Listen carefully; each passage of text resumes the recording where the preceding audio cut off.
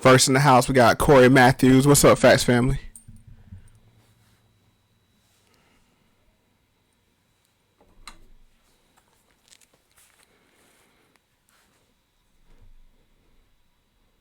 What's up, Drew Sample? How you doing?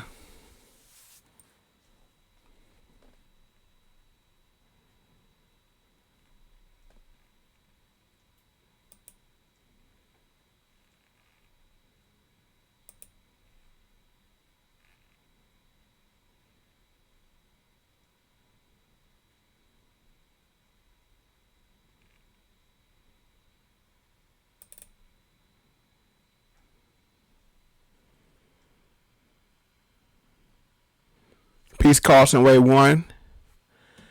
Why is my messages not showing over here?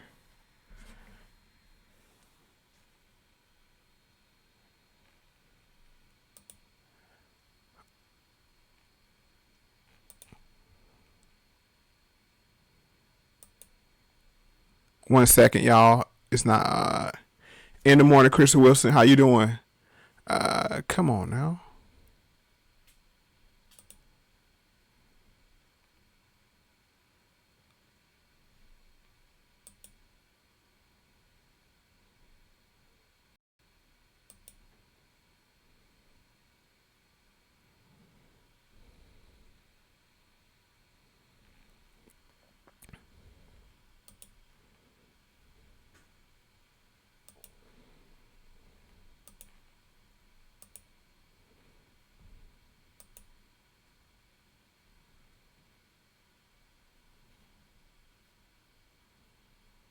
We're going to get started here in 1 second.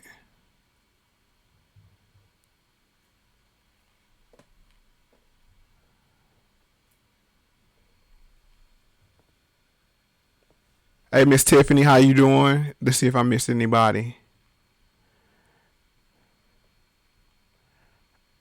All right, so we're going to get started here. All right, so if y'all saw by the thumbnail,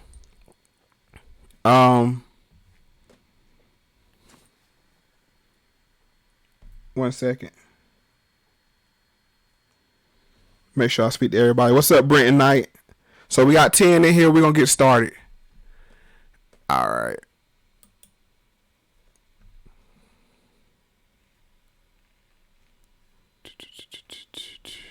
Come on now. All right, so if y'all saw by the thumbnail, we're going to be on the Thought Patrol tonight. So make sure I speak to everybody. What's up, Brenton Knight?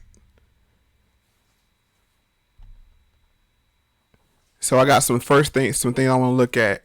The first thing I want to look at is the hot girl summer is over, and we starting to see the results of what went on. And for some of you, y'all might not know. Oh, hold on. Does it sound loud? Let me come down some. Testing. Let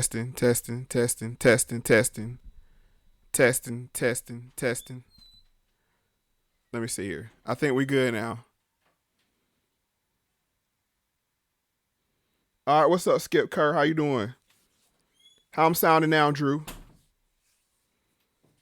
Y'all let me know if the mic came down some. I don't want to blow y'all out.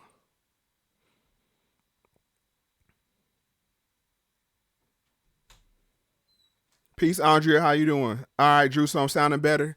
Drew, my sound man. So I appreciate that, Drew. You my sound man. So all right. So as I said before, the hot girl summer is over, and now we're starting to see the effects of it. So we're gonna do a little background on what the hot girl summer was,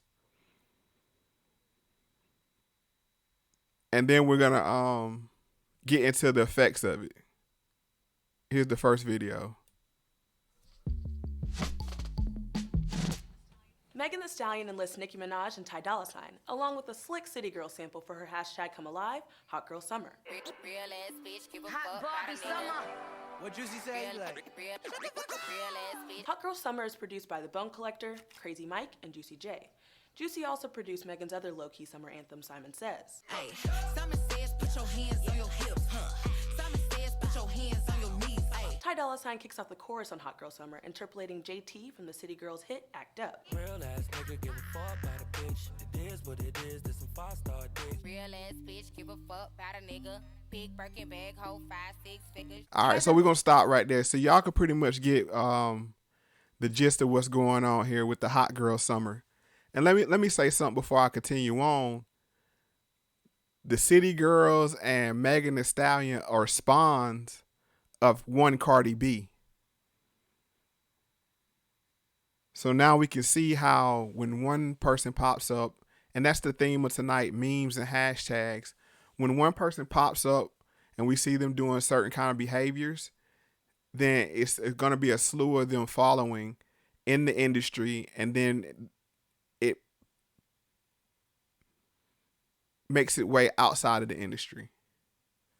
So we're going to see those effects, but let's continue on with letting this person describe what the Hot Girl Summer is and what the Hot Girl Summer song was. Follows it up with the track's name and Megan's trademark phrase, besides Drive the Boat, of course. It's a hot girl summer, so you know she got it lit. Real ass bitch, Know she got it lit. Hot girl summer, so you know she got it lit. Yeah. real ass bitch. Know she got it lit. Hot girl summer, so you know she got it lit. Hot Girl Summer has become a 2019 meme, thanks to Megan and her hottie fan base. Megan explained that it's about, quote, being unapologetically you, having fun, being confident, living your truth, being the life of the party. All right, so let's go back there and look at that meme again. I mean, look at the, as you heard, this became a meme. Oh, the one way you said, why do all the stripper rappers sound the same? Because there are carbon copies of each other. And there are clones of the world's most famous stripper, one Miss Cardi B. So that's why they sound the same. But as you can see from her tweet, she said it's about being a hot girl is about being unapologetically you, having fun, being confident, living your truth in caps. Notice the you and your are in caps, and being the life of the party, etc. And we're going to get into the etc. of this tweet. Let's continue on. Let's see if we got any questions first. Andrew Jackson says, I think the Hot Girl Summer was a bunch of mentally dysfunctional people jumping around acting a damn fool. Pretty much. But let's continue. Which lines up with one of her nicknames. Hot girl Meg, that's like the party girl, like the college girl, you know, she like to turn up, she like to have fun. And she exemplifies it perfectly on the pre-chorus, while giving a nod to T.I.'s 2007 track. I can't read your mind, gotta say that shit. Should I take your love, should I take that dick? Got a whole lot of options, cause you know a bitch poppin'.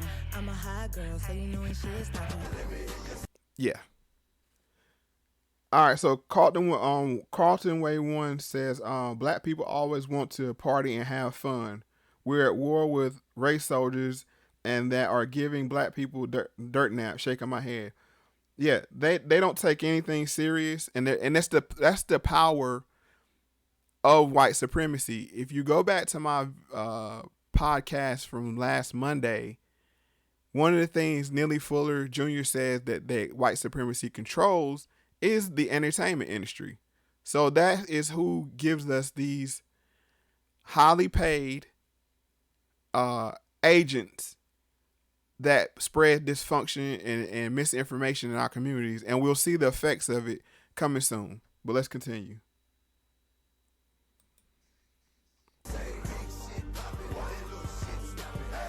Speaking of agents, here's one here, but I digress. Nicki Minaj breaks out in the second verse with some bars about Megan's ongoing college courses, something the two spoke about in their late July live stream. And let me continue right here. This is one of the things that they like to do is mesh and meld for men, it's the intelligent thug, where they'll live dysfunctional lifestyles and behavior, but then mesh it with being intelligent or educated. In this sense that for women or females, I'm not even gonna call them women. For females, is that they're going to school, or that cliche that strippers are paying their way through school, and we see that cliche pushed here. Healthcare administration.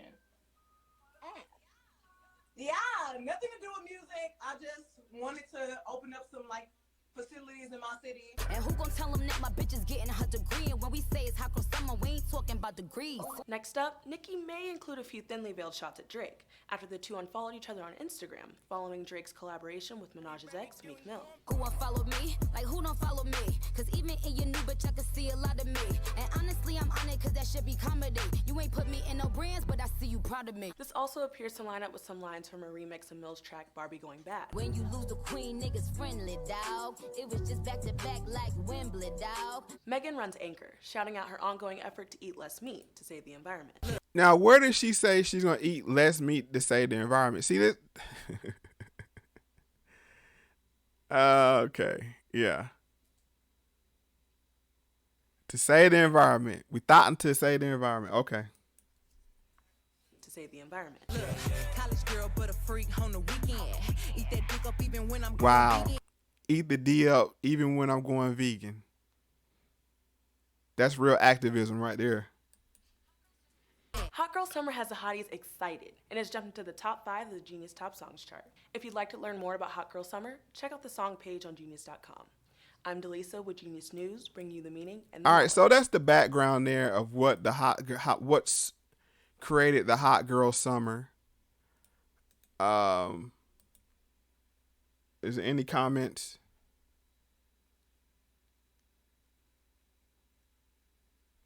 See, no comments. All right, so we're going to keep moving on here.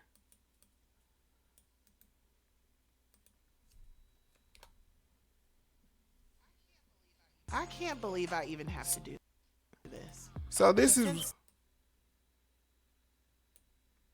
Oh, what's up, Kai Brown? She said they're pushing that movie Hustle too. Yes, they are. So we're here moving on to Essence. And Essence, let me give a little background about Essence. Essence used to be the go-to publication for upward moving and high-class black women.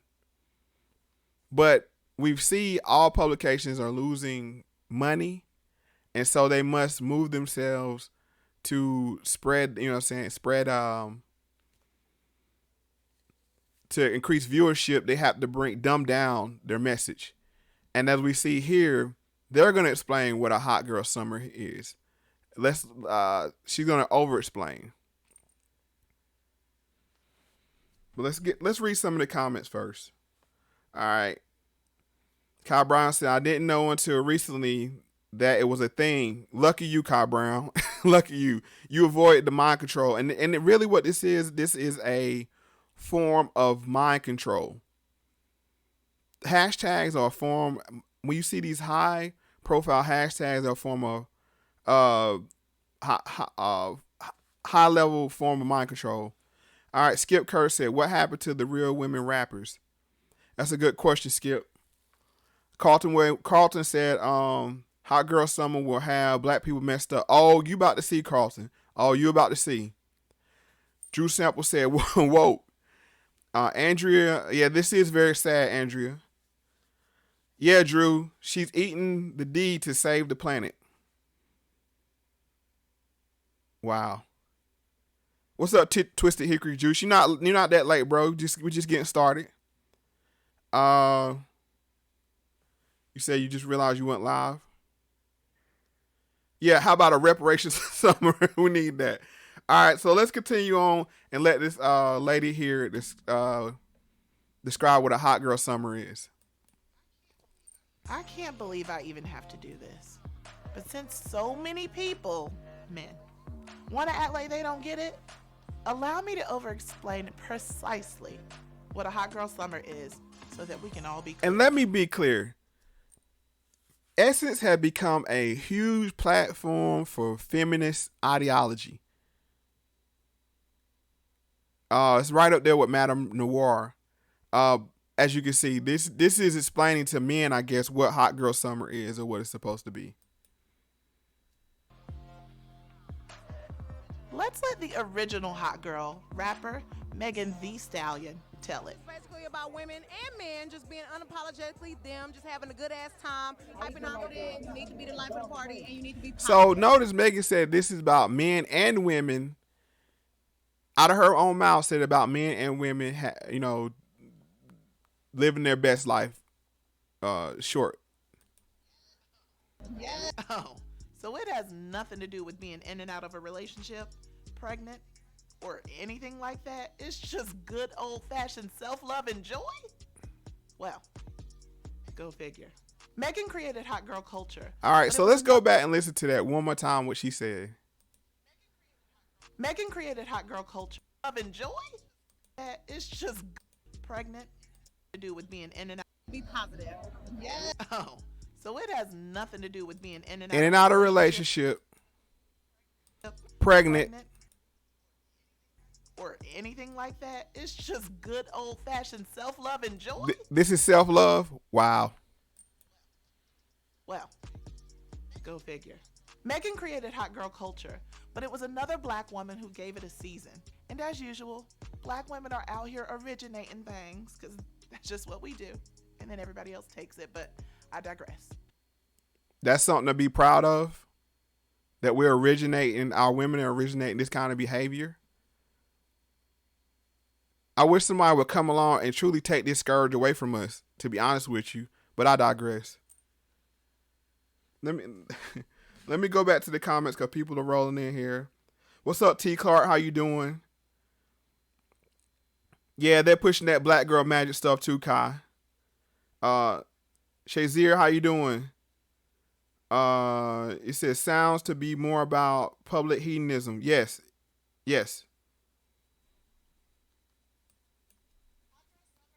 Hot girl summer is about more than it appears. Even though it is all inclusive, the actual phrase hot girl summer suggests a feminist or womanist code of conduct, a carefree do you vibe. So she said out of her own mouth, this is a feminist and womanist code of conduct. Remember that. Make a note of that, y'all. Make a note of that.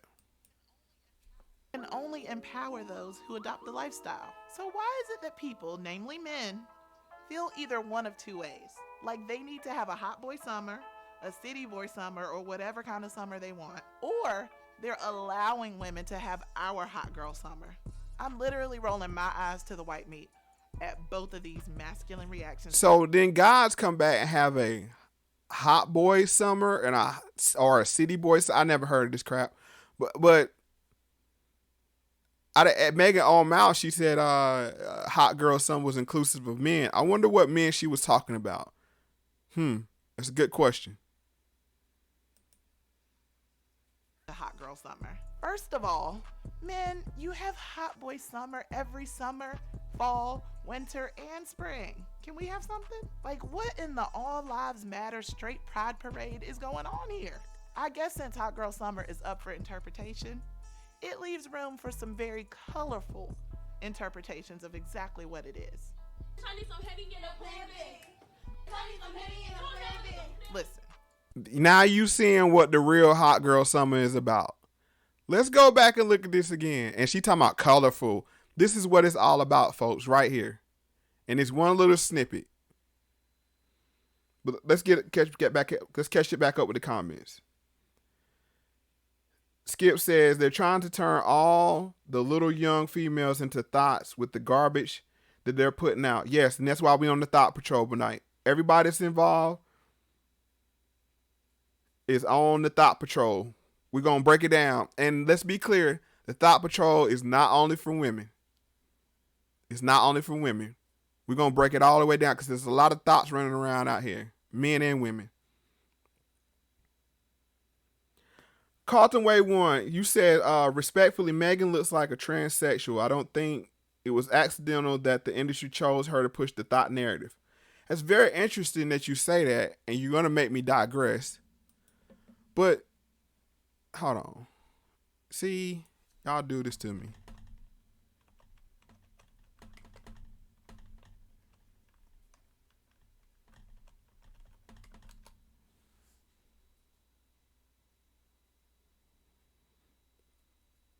stallion, an uncastrated adult male horse.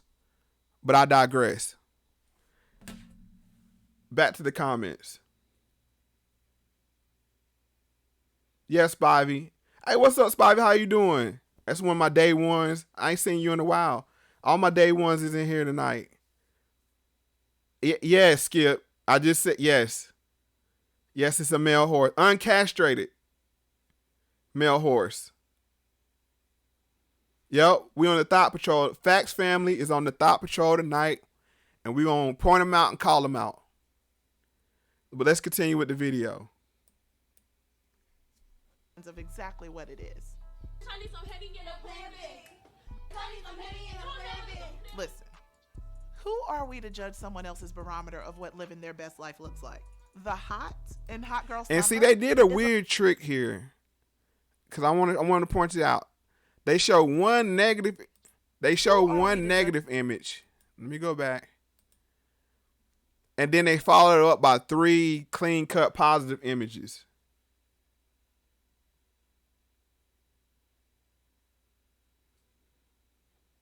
Innovator J says, when I told people that, people said they call women stallions all the time in the South. Yeah, but they don't even know what the term means. That's the problem when you use terms. You don't even know what they mean. And that's the trick about language. Jays Moore said, not to be ignorant, but in the South, that's how we refer to a bad chick. That's true.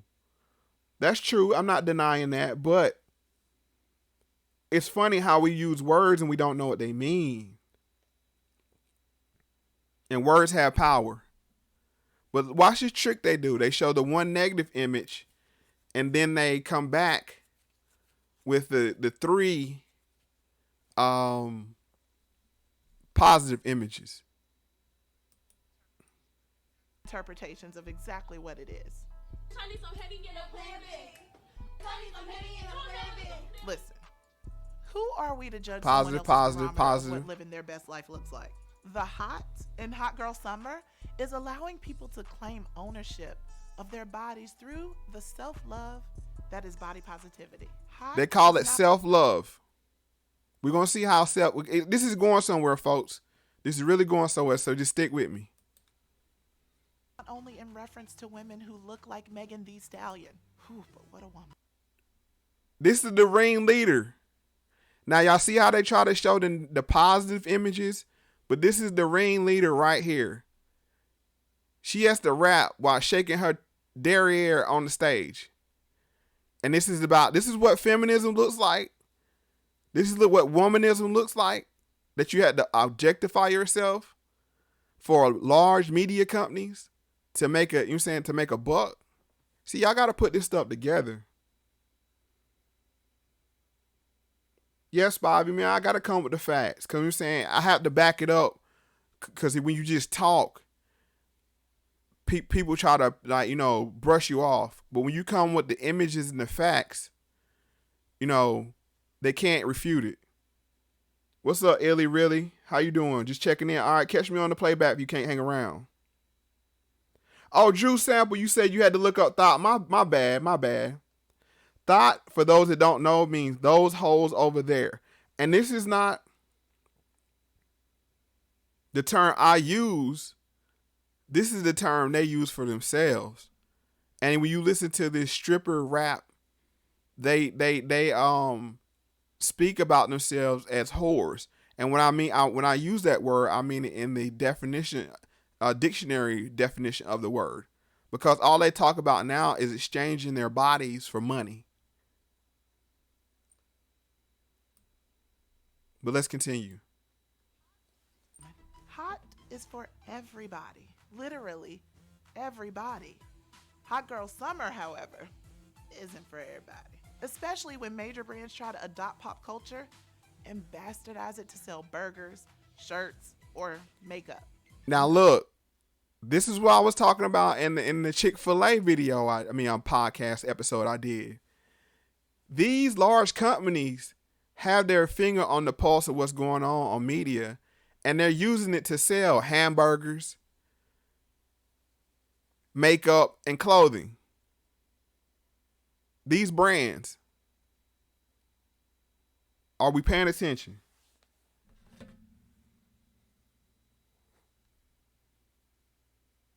All right, let's get caught up here.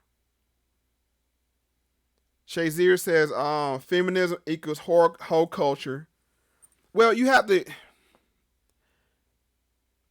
At first, feminism was about equality, and I understood where it was coming from, but it was a loaded term. And as we always see with these funded movements, they always have a hidden agenda. But now, yes, it does. It does mean it now. Yeah, Kyle Brown, you gotta have the receipts, because if not, they don't want to believe you. Innovator J says women always refer to equality and independence to what they do with their bodies. Like, damn, you can't be independent thinkers, huh? Yeah, because they're shamed into being that way. What's up, Tamar G? How you doing this evening? It says women always refer to. Okay, I think I read that one. Instagram is a haven for thoughts. Yeah, yes, it is. And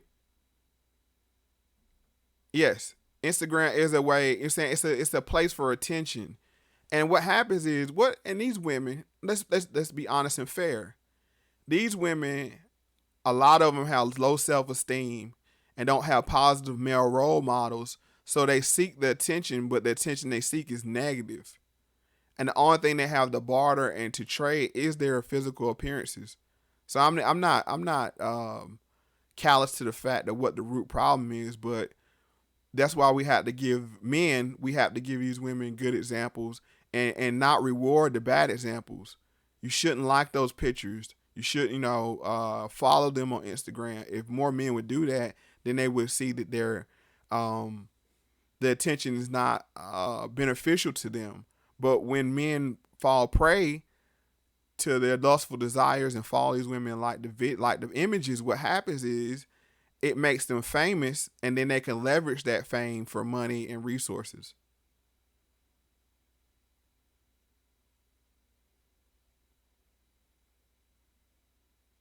Yep.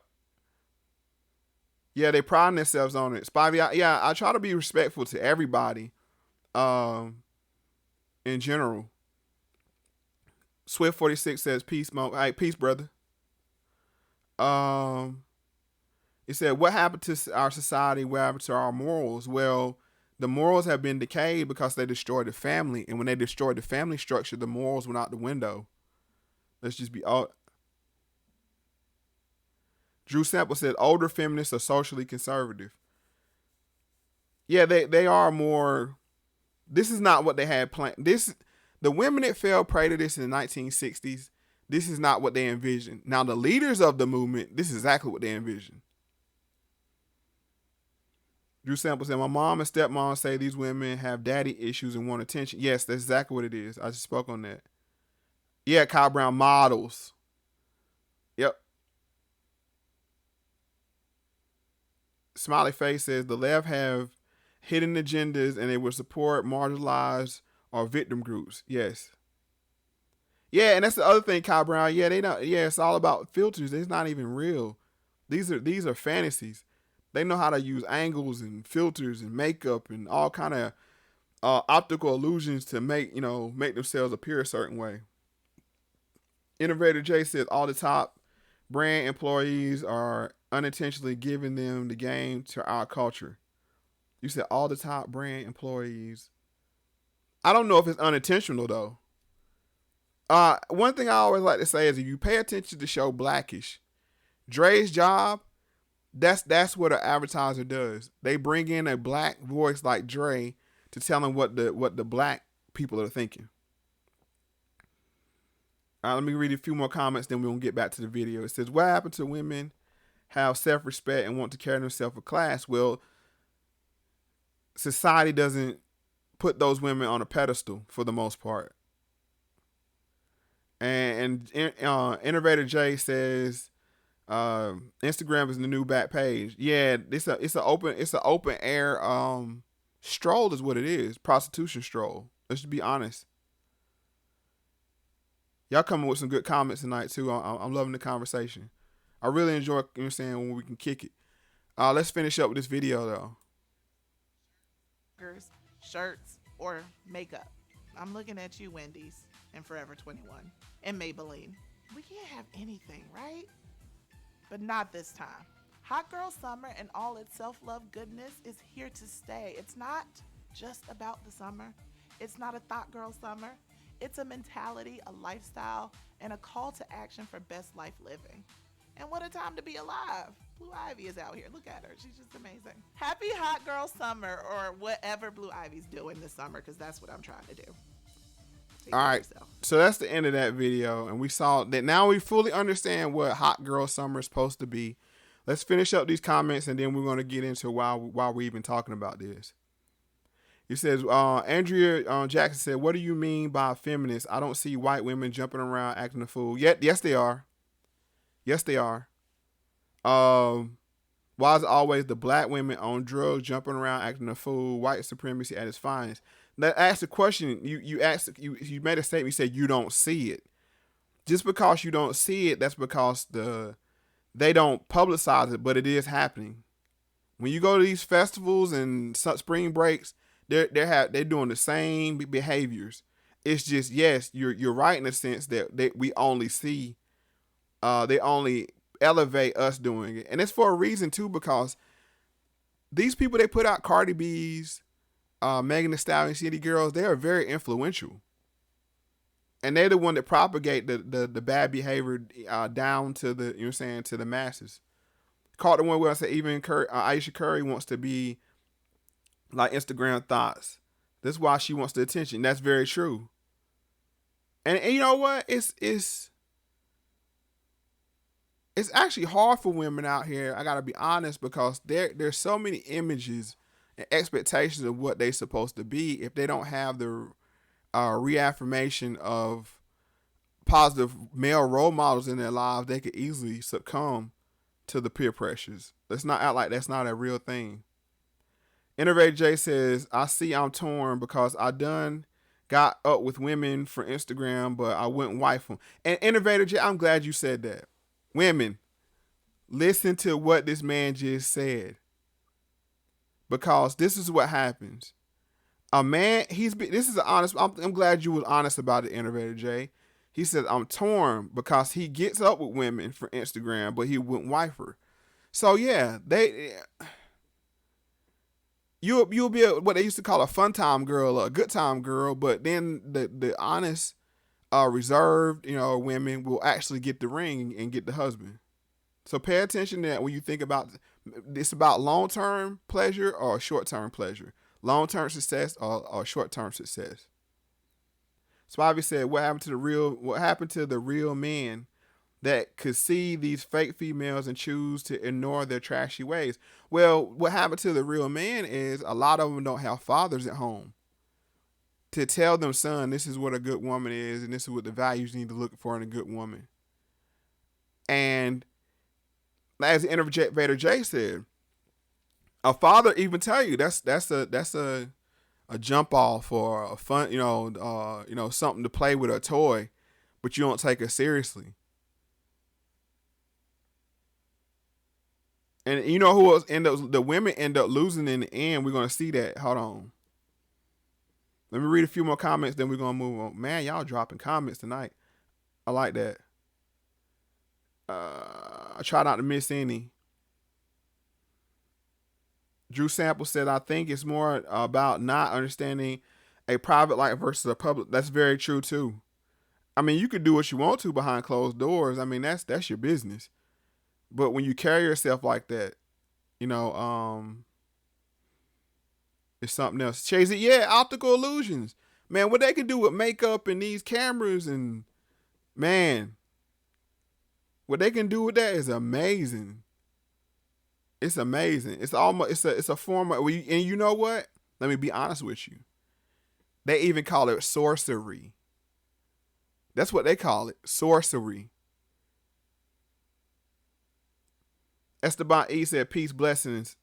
Unplugging fam, Moe Factz fam. Hey, what's up, Esteban E? Everybody speaking to each other. Yeah, y'all speak each other and greet each other. I'm saying this is the Facts fam. All right, Kyle Brown said a lifestyle of what? Of of of dysfunction. Spivey said the internet is a new billboard for attention-seeking females. Yeah, attention-seeking people. Let's just not all put it on the females. It's a lot of attention-seeking men out here too. Drew Sample says the what on privacy is very real. I don't care if you are a degenerate. You just don't have to brag about it, right? Now, Esteban, you didn't miss a lot. We're just getting into what we're doing now is just giving the background on what the hot girl summer was. So that's the only thing you missed. All right, let's see here.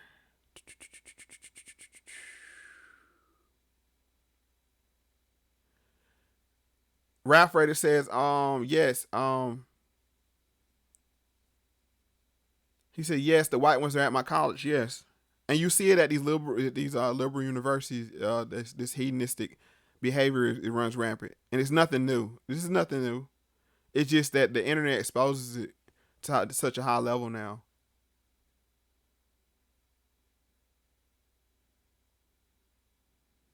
Yep, Drew even says, yeah, it's both black and white women. What? Shazier said they're spraying breast milk. Where'd that come from? I don't know. That was a wild comment. All right, so I'm going to stop right here. Let's see, Esteban E, thank you. All right, I'm going to stop right there. All right, let's get into the main. Now we're here to see, you saying, man, Mo, why you talking about hot girl summer? It's over. Why are you talking about it? You know, we about to find out now.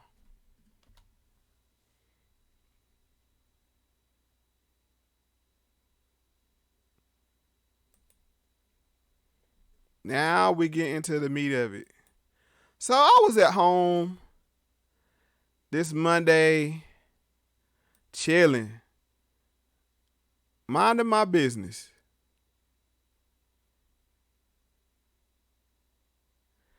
And the Fox News had went off, and you know how the TV's on,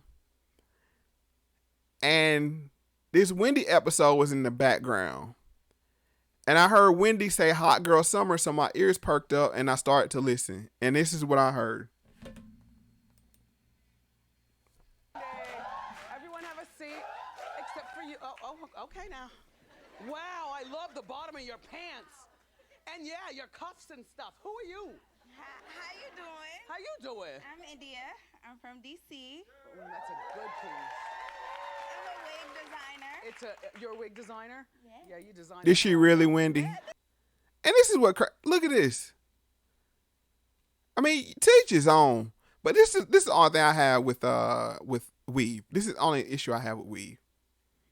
If you're gonna wear weave, wear something that looks realistic. This lady in the back, she got a long blonde weave on. She got a long blonde weave on. Wendy got a long blonde weave on. At least if this is a weave right here, this lady laughing right here, at least it looks realistic. But y'all, they look wild.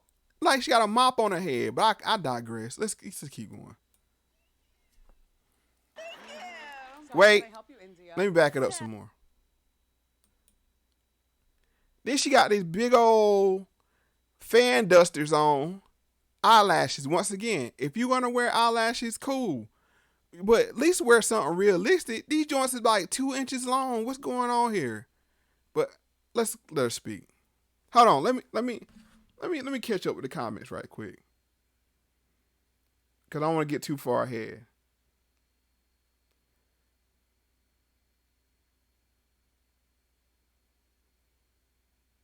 Yep, she said, Spivey said, no woman that displays the entire will ever be wife material. That's true, because nobody would take them serious. Moe Factz, just wait for it. Carlton Way 1 says, the lady at McDonald's had the hot girl summer knocked out of her with that blender. Hold on, Shazy said, Mo, they're literally spraying milk on thirsty dudes. Wow. Spivey says, sorry, I'm clueless. Still don't know what the hot girl summer really means. Well, it's about, to be honest with you, is do what thou wilt is the whole of the law. That's what it is. Wrapped up in a nutshell, that's what it is. And we all know who that came from, Mr. Aleister Crowley. Do what thou wilt. That's what Hot Girl Summer's about. So hopefully that explains to you in a nutshell. Telling women to do what you want to do, how you want to do it, long as it's self-gratifying. But we're going to see what the results of that behavior is. You're a wig designer? Yeah. Yeah, you designed the hell out of that one. Thank you. So how can I help you, India? So, my sister kind of had a hot girl summer this summer. Okay. She was messing around with like 3 guys. And now she's pregnant. Not 1, not 2, but 3 guys. And now she's pregnant.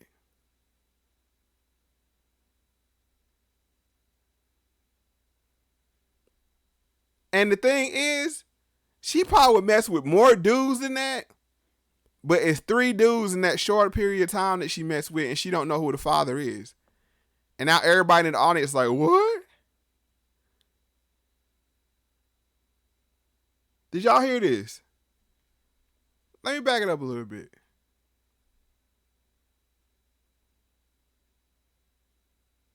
Oh, Carlton, wait one. Yeah, Carlton, yes. He said, have you noticed that women today are wearing heavy makeup, big lashes, and ridiculous hair weaves like drag? That was the whole point, Carlton. That was the whole point. They pushed that agenda through, and I had to find the video, but they pushed that agenda through these reality TV shows to put those women in drag makeup. They put them in drag makeup. Then the average everyday woman followed that behavior. And what that did was made it easier for the transgenders to infiltrate. And now you can't tell. If you had natural looking women standing beside transgender women, it would be easy to tell. But now you can't tell.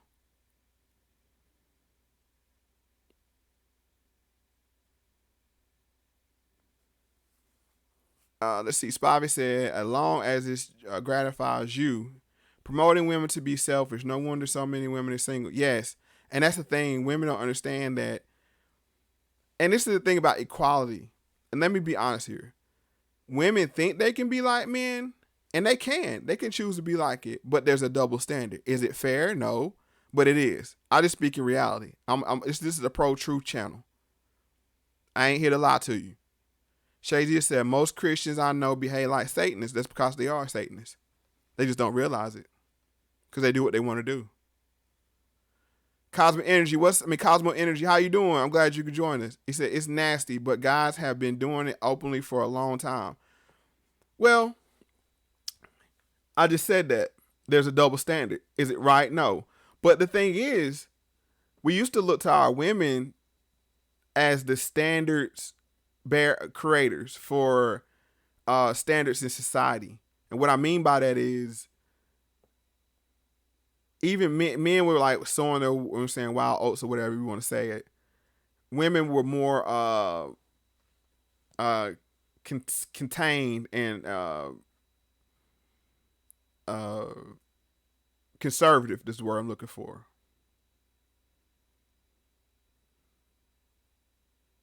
Yep. That's about he said going back to the Egyptian roots. Yes. T. Clark said, I saw this episode too, man. I almost felt, let's get back to it. So where we at now is, hold on, let me get to these last few comments. Colin said, training makeup, blurry line. Yes, that's exactly right. And that's what they're trying to do. And we got some more evidence of that tonight, later on in the show. But we're 46 minutes in. We try to wrap this up around 2 hours. So let's get to it. Nisa Love said, at Cosmos Energy. Yes. In the morning, Chris. How you doing?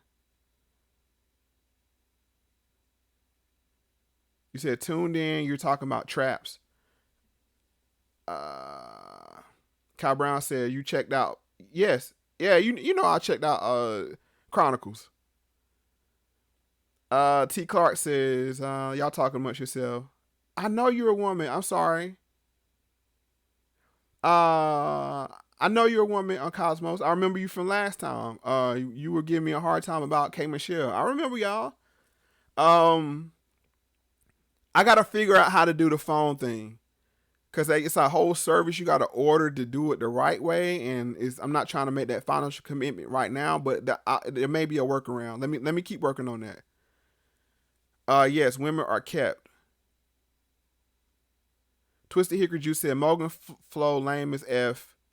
Song's lame. Only reason she popped is because 69 got locked up and people internet had nothing else to be entertained by. Her and Blueface lame and trash. Yes, they all lame and trash. Spivey said women hold the power to produce children, so think about it before choosing a baby. Yes, no, women not only have the power to produce the child, remember what they used to say? All right, Chris, I gotta hit you about the phone lines. Yes, I know. My bad. That's something I gotta do. But what to Spivey's point, she said women produce the children. Not only do women produce the children, but there was a saying that says the hand that rocks the cradle is the hand that rules the world. And what happened over time is women could pretty much shape society by how they raise their children. Women have a lot of power. They just don't. It's not a forceful power. It's a power of persuasion. James Moore said, holla at me. I would love to help you get the phone lines up and running. Okay. Hey, James Moore, put your, at the end of this live, put your contact information or where I can reach you in the comments, or email me at mofactz@gmail.com. Any of y'all can email me. It's also on my webpage, mofactz.com, moefactz.com, or mofactz, moefactz at Gmail, if you guys want to contact me. But yeah, contact me there, and I'll be more appreciated for you to have that help. Shay just said, I listen to your shows with A. Curry, value for value, Cash App, so convenient. Hey, guys, I don't make any money off of this from YouTube. I don't monetize my channel because I don't want to be any business with YouTube. So you guys have been showing me a lot of value. I guess you guys find value in what I do, and you guys have been showing me value. The way you can do that is you can go to mofactz.com and go to the donate page, and you can find my YouTube, my PayPal and Cash App information there. Or if you can't remember that, it's mofundme.com. That's MOEFUNDME.com. MoFundMe. Just like GoFundMe, but just with Mo.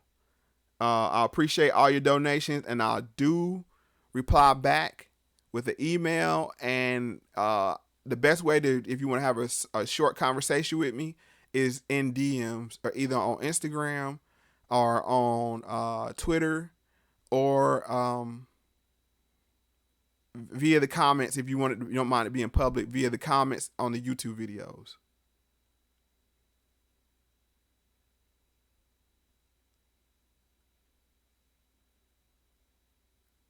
All right, so let's get back to this video. And we don't know who the father is. So my question to you is, how do I advise her without judging her? Is it your little sister or big sister? My older sister. Damn, that It's her big sister. 3 men behind having a hot girl summer, and now y'all see these things have real life ramifications. It's a child is going to be brought into this world because the mother showed poor judgment behind following. Well, she might have done it herself. I can't say that. She might have done the same behavior, but she felt justified by doing it via this hashtag and this propaganda that's been pushed.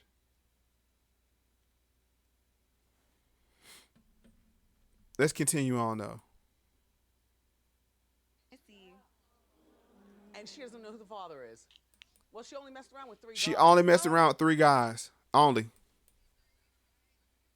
So what she needs to do is visit each guy. Now is she showing Peep him? this. Peep what Wendy tell her. Y'all peep what Wendy tell her.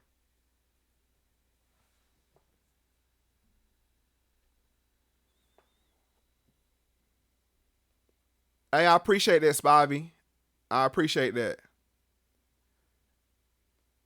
Drew said, Drew, no, don't do that. No.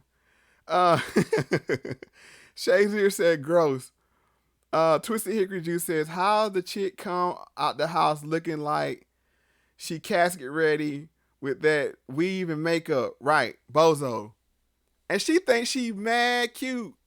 Got the blonde joint on with the big fan dusters, the blue eyelashes.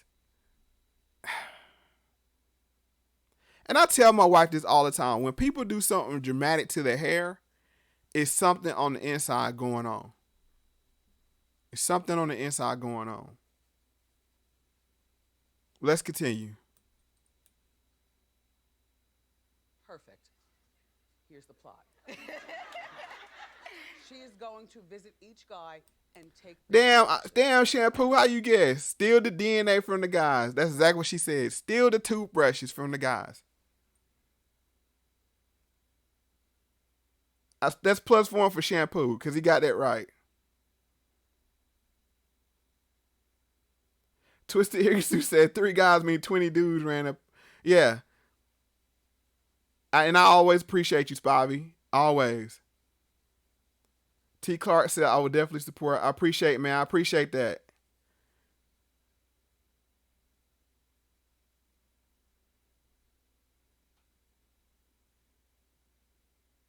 Yeah, all she needed was some blue contacts. That's right, Carlton. Let's go. No. And you get that DNA test done so that she doesn't look whorish when she goes back and says, who's the father? So she worried about looking whorish. You know the way you don't be whorish or look whorish? Don't be whorish. You had sex, unprotected sex, with 3 men in a short enough time to where you don't know who the father is. Let that sink in.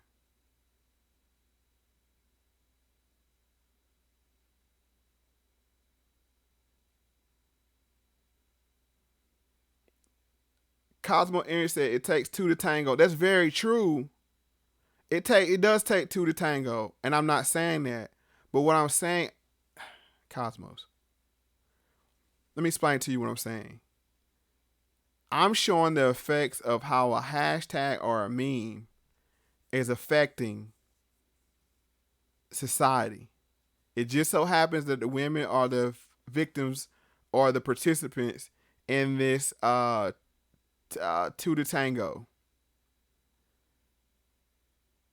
But you know what? Yeah, it does take 2 to tango, but who's going to be left with that responsibility if the man doesn't choose to take part? That's the problem. And that's why I always tell people, be mindful about who you're dealing with, because you don't know how they will act. For women, you don't know how to act once you are impregnated. They could bail. It takes time to form those kind of bonds before you open your body up. Remember those room conversations we had? There's certain people you let in your front door. There's certain people you let in your kitchen. Certain people you let in your bedroom. You got to be mindful of that. We had that conversation last time. Cosmos, you said the guys are... Let me go. Esteban E says, something on the outside, something on the inside showing on the outside, yes. Cosmos said the guys are nasty as she is, duh. Oh, they're probably more nasty than she is, but then when she opens up her vessel to let them in, she becomes just as nasty as them. So that's why she shouldn't do it.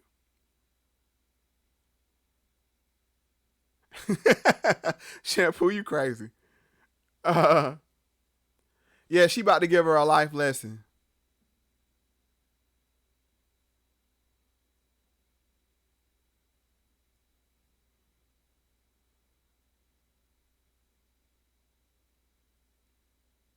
Okay. Let's keep going. You understand? Yes. So she was using no protection, just screwing Hot around. girls. Hot girls. No, hot girls don't do that. She went hot. He went hot. And she think it's cute. Even after the mistake she made, she trying to condone it by saying, he went hot. God, idiots. All right, Yeah, I am being fair. I blame both. And you know what, Cosmo, calm down, because we exposing all thoughts tonight, men and women tonight. Just relax, ladies first. That's all. Twisty said chicks be out here having babies and the dudes don't even be wanting them. Yes. Guess what you got to realize? Even if she said, you know what? If she said I'm gonna have protected sex with these guys, do knock yourself out. It's her choice. But you allowed you to open your body up to these men you don't even know. That you don't even know like that. But all right, let's finish up here. Hot stupid. But that's the thing. The thing is that you need the DNA test, and the best way to do it is to grab the toothbrush. Do you understand what I'm saying? And that doesn't even require her going out for dinner with them or anything. Just go over to the house. See what I'm saying, birthday girl? Go over to the house. You grab that toothbrush, put it in a Ziploc bag, mark the name. Okay. All right? Then do the same with the next, okay? Okay. All right. And do it before she starts showing. Okay. Now you're on TV, so now they know that your sister is pregnant by 3 different guys. They don't know which one. Okay, well, neither does she. Grab the toothbrushes. Okay. Good luck. Thank you. All right, so yeah, she had her hot girl summer, and then we see the effects of it. Let's read some more comments. T. Clark said, "We women hold the power. It's our bodies, and we have to deal with the ramifications of unwanted pregnancy." Thank you, T. Clark. Thank you. That's my whole point. Daddy's maybe, mama's baby, daddy's maybe. That dude can hit the win. Y'all women, listen to me. Because I'm telling y'all exactly what I tell my 3 daughters. A man can get you pregnant, say, you know what? I'll give you money, maybe get the child 2 days out of 14, and I'm going to go on and live my life.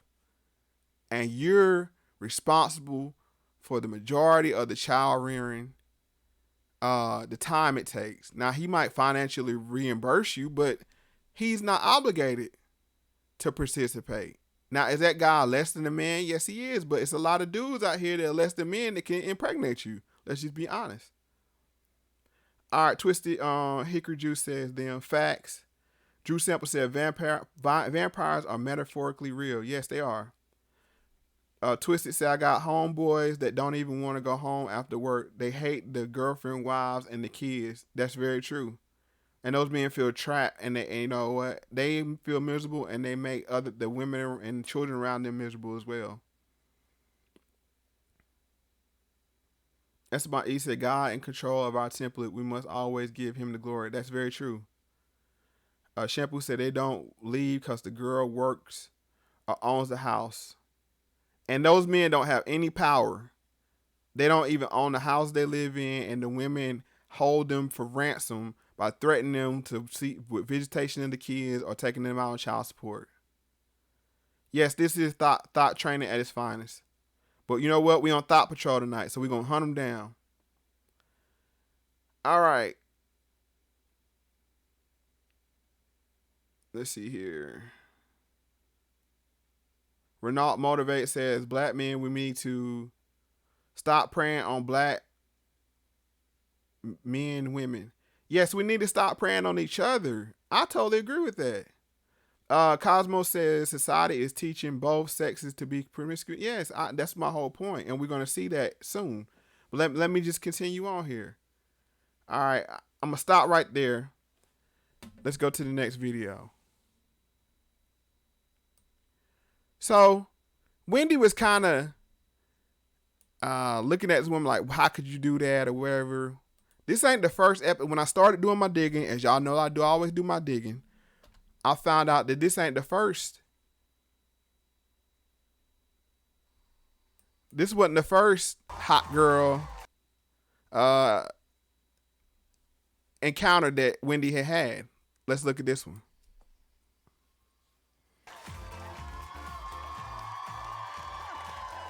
It's time to ask Wendy. Everybody have a seat except for you. Come along. Hello. How you doing? How you doing, Wendy? What's your name? Where you from? My name is Nikki, and I'm Another woman in the DMV. What's going on with the women in the DMV? The last one was from Maryland. Come on now. I'm on from the DMV. Excuse me. You do. You're what? I work for a nonprofit. Nice, beautiful teeth. Thank you. How can I help They're you? mine still. Yeah, I see. From your skull. Yeah. How can I help you? I'm newly single after 10 years of being with my husband. Okay. And I have a tattoo. And So she's newly single. Oh. But I Seemed like an upstanding, you know, I got to give her respect. Seemed like natural braided hair. Cool. Got a nice, respectable dress on. Cool. But it goes downhill from there. It's a hot girl summer, y'all. It's a hot girl summer. She heard it's a hot girl summer and she wants to participate. Now, I plan on getting it removed in the winter. Can I still be a hot This girl? is an adult woman here, adult. And she asking, can she participate in hot girl summer? Wow. All right, let's go back. Kyle Brown said, I was 17 when I had my son. Yep. Renault said, City Girls, Cardi B, Nicki Minaj, Megan Thee Stallion are setting great examples. Yeah, we covered it earlier. Twisted Hickory Juice said, facts, Mo. At the state fair in Raleigh this weekend, bunch of mothers and kids, no fathers. Yes. Innovative J said, how is he less than a man if he did not want the child in the first place? Well, if he didn't want the child in the first place, you guard your seed or you protect your seed. That's the best way to do it. And what I mean by that is, first, if you don't put your male member inside of a woman that you don't want to impregnate, because anything can go wrong if you use even if you use protection. Second of all, if you put your male member inside that woman and you didn't want a child, then you should have used protection. At least, I mean, the same standard for the women. You should have used protection. Now, things do happen, and that's the thing. When you play those kind of games, at that point, when she receives your seed, the state makes sure she has all the power, whether she can keep that child or terminate that child. They lean towards custody rights and child support. So be careful about how you relinquish your power, aka your seed. All right, Esteban E says, feminine men guided by the Jezebel spirit.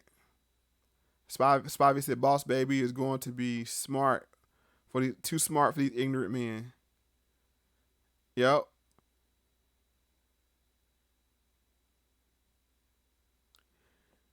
Cosmo, I don't understand what you're saying. She said, why do black guys hate their own women so much?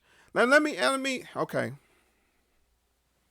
Now, you're not going to like this answer, but I'm going to give it to you anyway. Why I think this is the case. When you have a man-child, raised in the house without a man, and that man-child looks like the woman, she begins to resent that child at some point because he looks like his father. And then he sees his mother bringing men in and out of the house. He has low standards of not only his mother, but women in general. And then he internalizes those feelings, and then he manifests those feelings on the women that he encountered in life. Or you have women that are raised in households like that, and they see how their mothers, they blame their mothers for not having their fathers in their lives for whatever reason. They end up blaming their mother, even if she's not the case. And then they resent, then they end up going out to hurt men, and then those hurt men hurt other women, and it's like a virus. It spreads. That's what I think. Innovator J said, women should listen and pay attention to the man they're with. And every male ain't a man. Let's be honest about that. It's a lot of good men out here. There's a lot of good men out here taking care of their children that they have outside with the woman they're not with. Let's just be honest. But a lot of times women give the wrong men their attention too. Let's just be honest. And as for men too.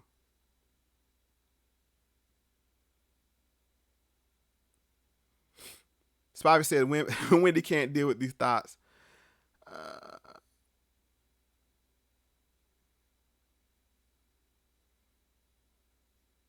I appreciate that we're on Renard. He said you always spit the real. I always try to spit the truth. I don't come over here and lie and cater to people. I could come over here and cater to certain demographics, you know what I'm saying, it'd be more financially beneficial for me. But why do that? I try to, you know what I'm saying, whatever I learn in life, I try to spread it out to other people. Let's see, Andrew Jackson. So that's so drug she's on. Britt Knight said, did you see Star Show yesterday? I caught bits and pieces of it on their playback today.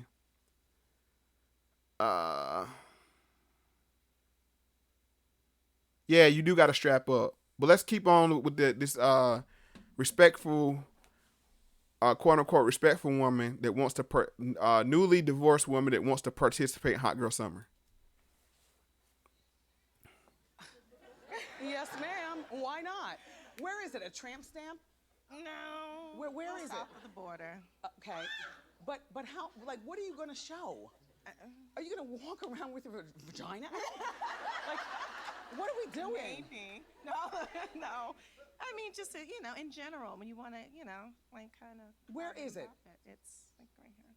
Okay. So what she's basically saying is she got her husband's name tattooed on her, but she don't want other men to see it when she starts to bed those men, and she trying to see her way around this. Let's see what Wendy gives her with her golden advice. And then you go out and participate. Okay. Congratulations. Thank you. All right, she said go participate. All right. Cosmos. False modes. Some guys dislike themselves, so they get with women that don't look like them. Well, if they don't dislike themselves, they did you a favor by not dealing with you. Because who wants to be with a person that don't love themselves? They've done you a favor, Cosmos. Be glad of it. All right. Twisted said, let me answer that, Mo. Oh, did she? I didn't see that, Brenton.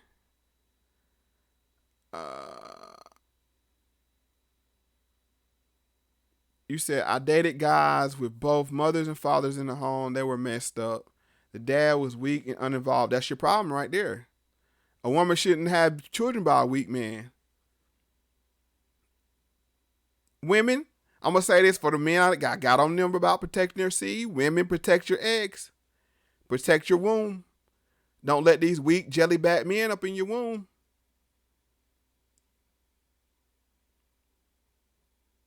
All right. There's some dispute on who got smoked. He said, saying the thing like tramp stamp puts a negative spin on women. And she said it so nonchalantly too. All right, so now let me wrap this segment up because we got other things to get to. All right, so luckily these women only got pregnant. And the reason why I say that is being loose in the DMV, well, that one woman got pregnant, but being loose in the DMV has ramifications, and we're going to see with this clip here. How's everything been? How have you been feeling? Feeling wonderful. Edward is one of 15,000 D.C. residents living with HIV. They think it was an exposure. He tested positive 29 years ago. Well, actually, I thought I had venereal disease, STD, and it was syphilis. This is what I contracted. When they did my blood work and everything, they found out that I was HIV positive. According to a report released by the city this week, Edward is not alone. 3% of Washington residents have either HIV or AIDS, the highest infection rate in the nation. It's greater than in some parts of Africa and qualifies as an epidemic. 3%. And this is 2009. 3% of the people in D.C. where these women are running around, open their legs to random men. 3%. So let's do the math on that. She had sex with 3 men, right? So she's at a what? 9% chance? Roughly, if you do the math, it depends on how you do the calculation. But yeah, roughly a 9% chance of catching HIV from living a hot girl summer. 3%. Out of every 100 people you meet in DC, 3 of them gonna have AIDS. That's crazy. And we see why it happens because people so and we can't blame this on the hashtag because this is before 2009. So the point I was trying to make is it's even worse now, and you're making these bad decisions. God almighty. Let's go back to the comments.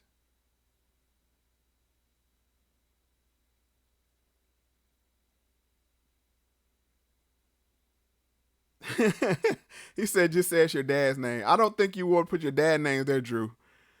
Yeah. Jellyback. Yeah, that's what they are, Spivey. Alexander says, watch out, men. Keep your rubbers after you use them. Make sure you throw them away in your own garbage. Yes, or tie them up and flush them down the toilet. Because there have been cases where women have got your seed afterwards as well. Yeah, hot girl summer get you a one-way ticket to AIDS. That's right, Carlton.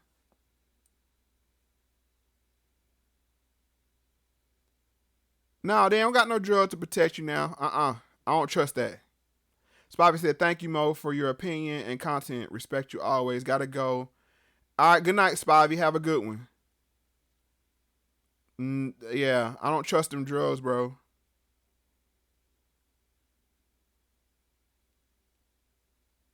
All right, Renault says, black men, black women, I challenge each person to mentor, that he mentors to only sleep with one person. Yes, just sleep with one person. And have safe sex at that until you think you're ready to go to, because no, until you're ready to have a child.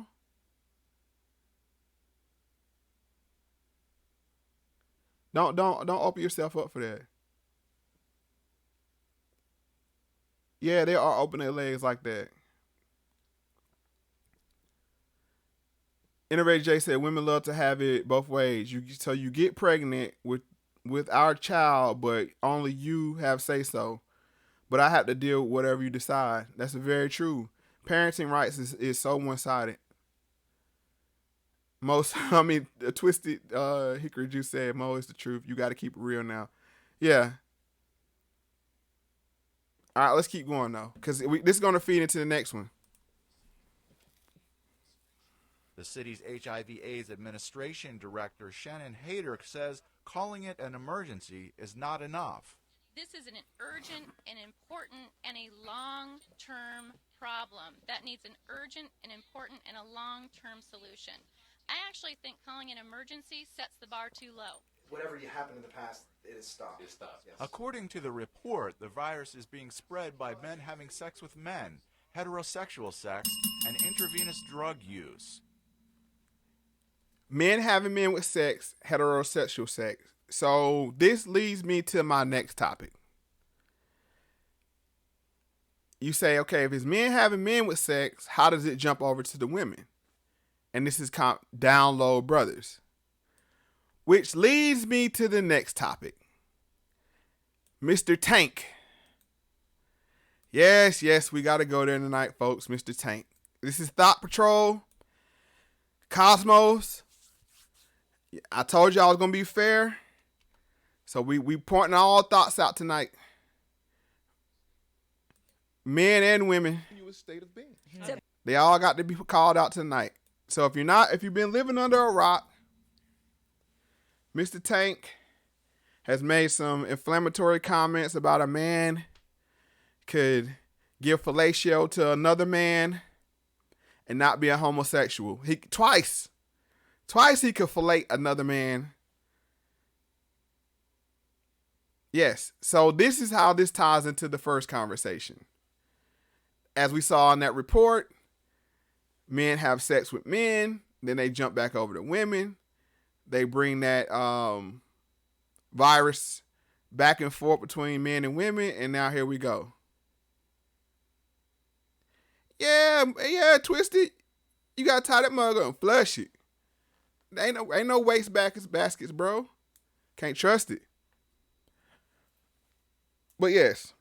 And just to get Mr. Tank's words as his own, let's listen to him. Construction a couple times, but I'm not a construction guy. But you could always go back to doing construction. I can go back. I mean, I just did. I held the sign. Let me ask you this: if you stop singing, right, does that mean you're not a singer no more? See what you're confusing. No, you're confusing the two because you're insinuating that he once was a liar, right? So he's maintained that he's never lied. That's never been his position. Only right? about women. Okay, so those 2 times about those 2 girls. So let's say a guy sucked a dick one time. Jesus Christ. Does that mean that? What does that mean? Say twice. You said twice earlier. Why are you Guy so sucked a confused? dick twice. I'm waiting for the rest of this. A guy sucked a dick twice. Does that make him gay? No. Here's the thing. Okay. So I just sucked a dick twice. And this is twice as excessive. Okay. But let's dig into it, right? Okay. He did. He sucked the dick once, right? And then he's like, whoa. I'm not sure if I liked it or not. Bro, I'm going to say it like this. If you even have the thoughts of filleting another man, that's a form of homosexuality in itself. That's your choice. But see, this is where this is dangerous. What they're trying to do is redefine what heterosexuality is. We saw this with Malik Yoba. They're taking a lot of these B, C, D-list actors, giving them agendas and pushing them out here. And they play along with the part. I know this was a hypothetical question about lying before people post that in the chat. But for him to even validate this conversation and to say, yeah, you can do it once. And then let's listen to him say it.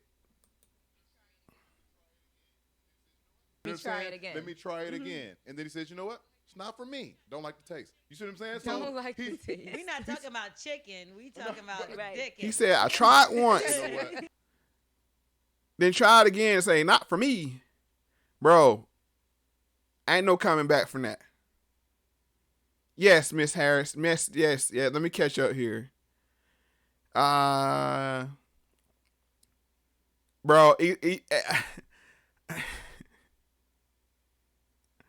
hold on. Yeah, you said you can let the air. Nah, just tie it up. The flush it out in the toilet. It's gone. Yeah, I'm not here to say if Tank is gay or not. I'm speaking on the fact of the hypothetical man, cause I don't know that man. I don't know what he do. What he is irresponsible for saying that a man can perform gay sex acts and not be gay. Because what that does is we all know gay sex has a higher risk of HIV than any other form of sex. And when you bring yourself back over into the female population, if you contracted something, you could spread that throughout our community.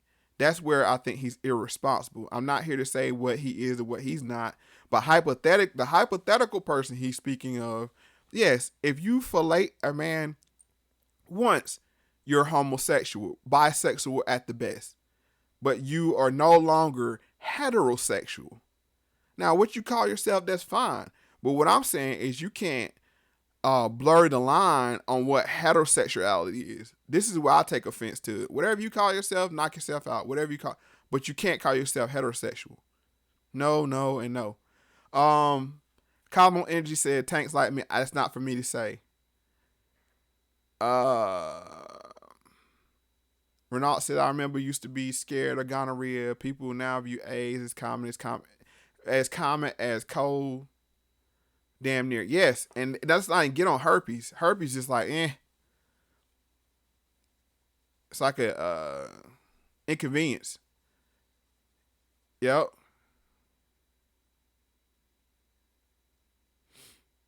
Chris Wilson said, just remember, if they offer you breath mints, it's for after.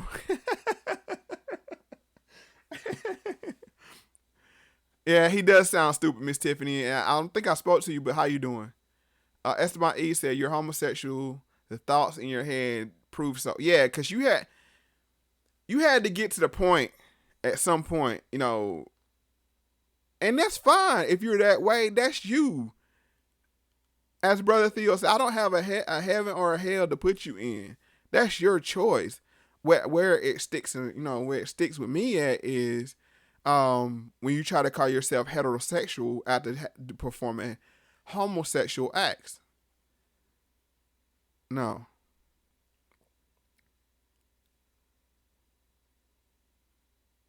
Oh no, Esteban, that's not bad. You're not trying to judge. No, that's fine. Let's see. Miss Tippy said he sounds gay. He need to come all the way out the closet. Ain't nothing wrong with it. Well, I agree with you. And if he wants to come out, that's fine. Ain't nothing wrong with it. It's his choice. Being dishonest, it is a problem. All right, so here's the thing. If this kind of logic is these are takeaways from what. Okay. If I can continue on. So he spoke on this hypothetical,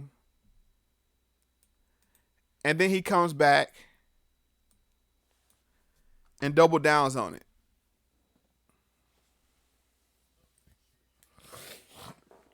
Look, make sure you go watch Lip Service. My interview on Lip Service, Angela Yee and the girls. I said what I said.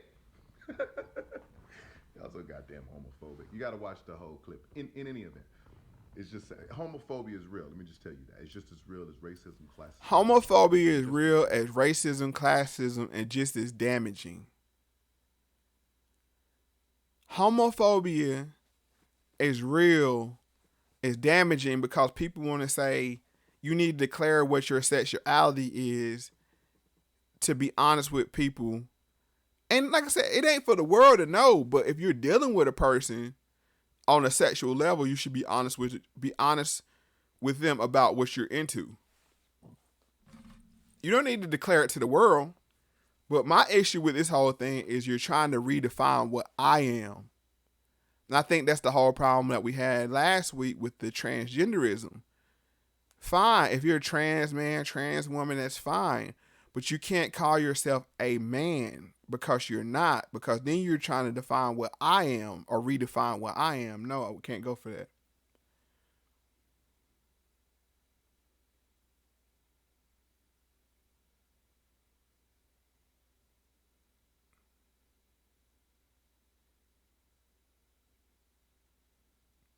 Good question, Carlton. Who paid him to say this? And a lot of times, these people just want attention. It's just like the women on Instagram. They want attention. So they say these outlandish things to draw in attention for themselves. But let's let him finish up this 1 minute clip. And it plagues our community the worst.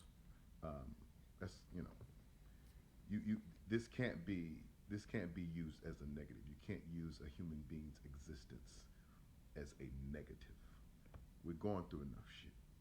You know what I'm saying? We're going through enough. Like, you don't do that. Like, I get it. You want to call me gay, whatever. I don't have to defend that to you or to anybody. You don't have that power over me. But let's get back to positivity. Man. I'm not going to let you promote your album on my channel, Saint. So that's enough with him. But like I said, we see the results. And that's just a look. I just want to give my 2 cents on this. And just the final thoughts on this topic, and we'll do the rest of the comments. Notice he says, if you receive fellatio from a man, does that make you gay? If you giving it make you gay, then receiving it definitely don't make you gay in his book. People didn't think about that. And I was reading online, there was a lot of women supportive of Tank saying, oh, no, you're not gay if you do this. Oh, you're not gay. Just as many women were pushing back against him, but it was an inordinate amount of women that were supportive of him, knowing the plight of the down low brother this was common knowledge of the down low brother and how they bring AIDS into the black woman community. But they were supportive of his dangerous comments.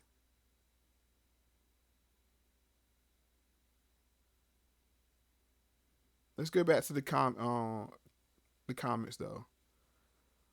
Shampoo said you could have said next question, no comment. Yeah, he could have pushed that away.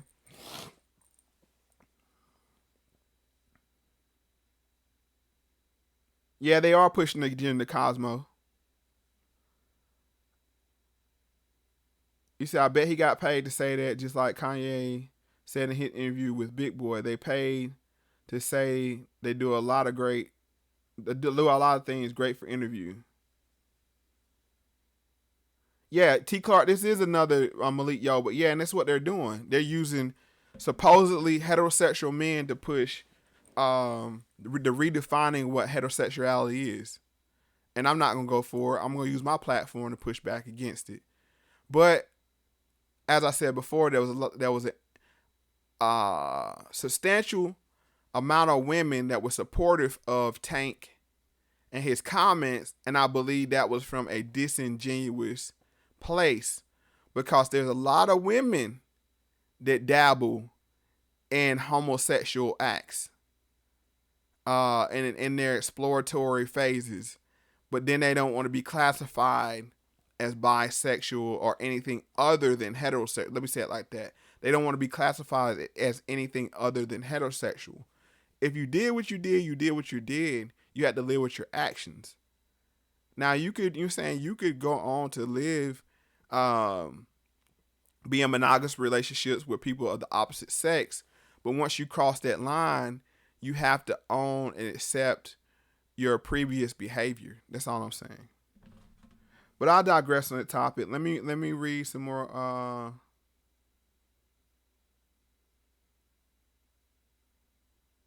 Let me read some more comments.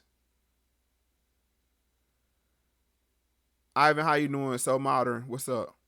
Innovator Jason. The only thing I don't like about LGBT blacks is that they push their sexual preference or agenda. Or their sexual identity before they rape. Yes. And that's because it's easier for them to do that way. They hide behind their sexual identity. They think it's easier to live that way. And they have better allies in intersexuality and all that jazz. Renault says, Moe Factz, Moe Black. Let's get serious and push this brother's page. I'm with you, Mo. I appreciate that, Renault. I appreciate it very much. And if you want to push my page, is to like, to share. Now I gotta do my YouTube talk. Like the page, share the page, and subscribe to the channel and hit the bell. That's the YouTube talk. All right, Shazier says, good night, fam. Facts, fam. All right, good night, bro. Innovator Jay, we're going to wrap up in the next 30 minutes here, folks. I started at 11 because I like to let the West Coast people in there Saturdays. And hopefully, they'll get home and they can participate in the live as well. That's why I start so late. If you find a better time, let me know. I'm trying to find a good time here. I think 11 on Saturday or Friday would be the best days. One day out the weekend I like to spend with the family. So y'all help me choose which one. I might put a survey up on the YouTube post and y'all help me decide which day. But this Saturday night is working for me pretty good. Renault says, you think Tank comment was coincidence, always propaganda? I can't say. I would say his answers were convenient.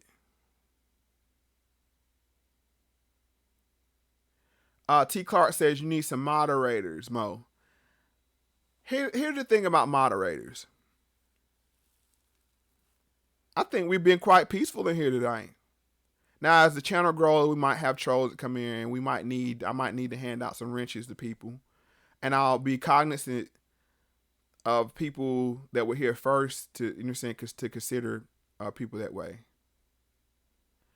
Ivan Silva says set up the PO box. I send checks. I will have to do that.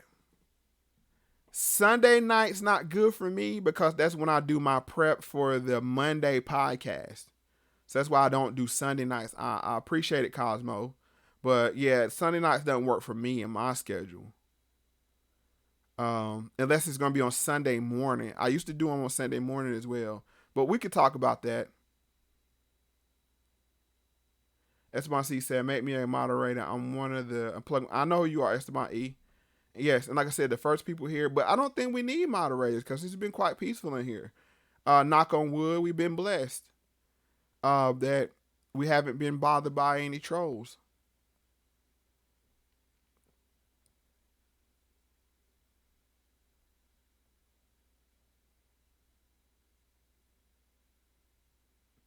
All right, James Moore says, in the Bible, it tells you to cast them kind out, but so we so ignorant and we embrace them, then cry when one of them gets to the kids. Nobody is born gay, they're turned gay, in my opinion. Okay, here's the point.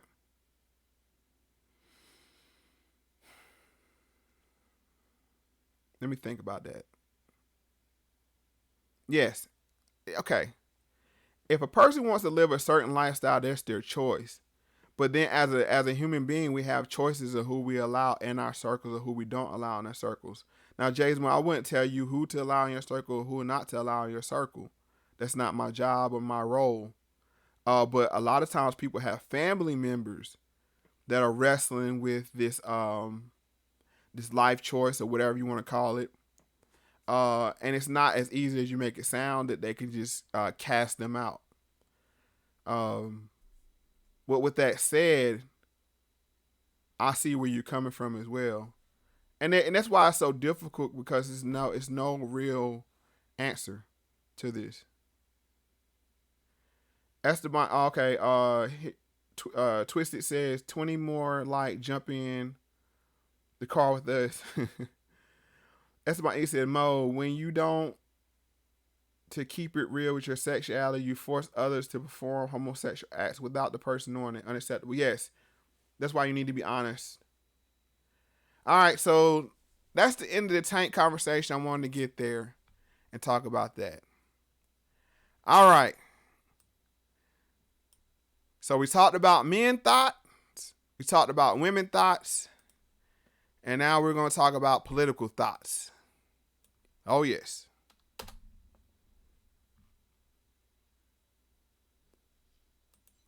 We got to talk about this Talib Kweli thing here, folks.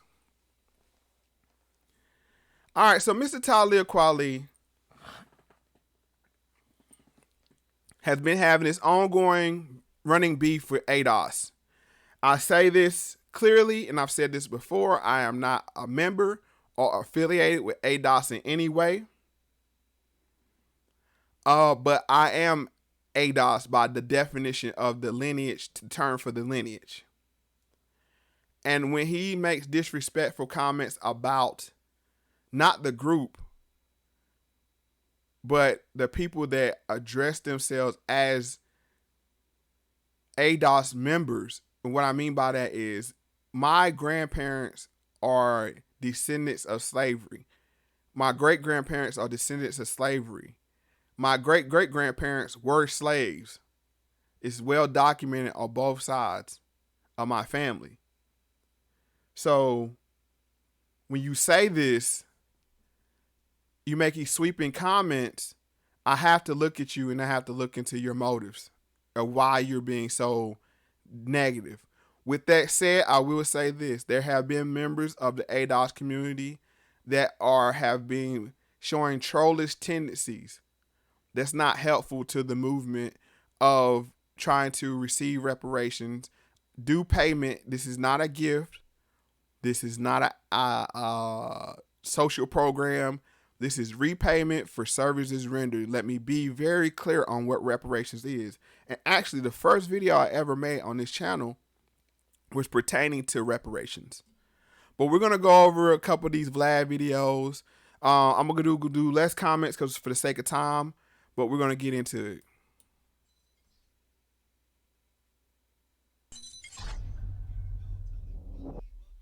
All right, here we go. Talib Kweli, welcome back. It's been, what, 2-3 years? Been about 3 years since our last one. It's my try. So let me ask you this first question going off. Why after 3 years? Why has he not been on Vlad's platform in 3 years? I can answer that question why. Because Vlad needed an ally because of a tweet he sent out. The ADOS, the organization members got on his head. And now he went and dug up Talib Kweli to be his ally and speak vicariously through him. Because Vlad knew he couldn't say the things that Talib could say that. And don't believe me, it's said in this interview by them. Let's continue. Exactly. Glad you came back. Hey, man, I was in the neighborhood. Yep. Strolling down the street. Well, we have a lot to talk about today. Yeah, we do. And this is where we're going to start it out. Okay. So, I did a tweet about reparations. Mhm.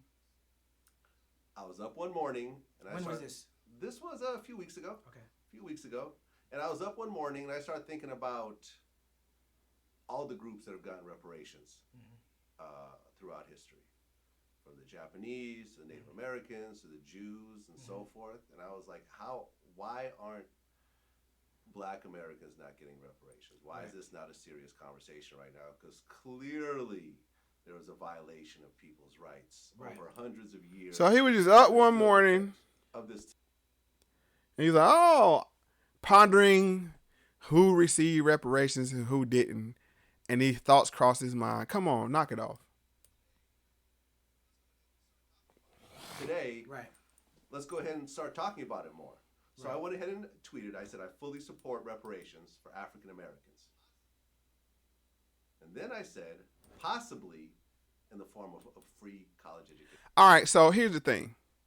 And this is the problem with this statement that he said. And everybody, and let me be clear, everybody can have an opinion on reparations. Everybody can have an opinion on anything. But doesn't mean that your opinion can hold weight in the outcome of how things are handled.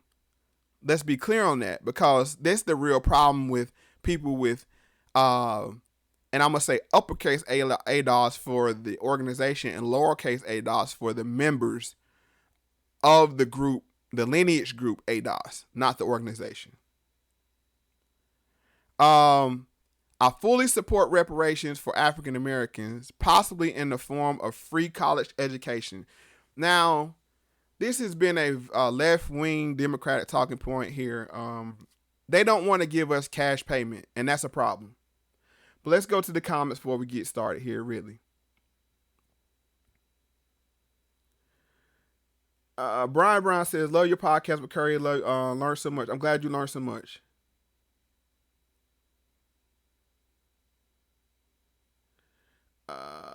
Okay, he said gay is not directly genetic. It's due to the testosterone levels during gestation. Okay, well, there's very many different conversations on that.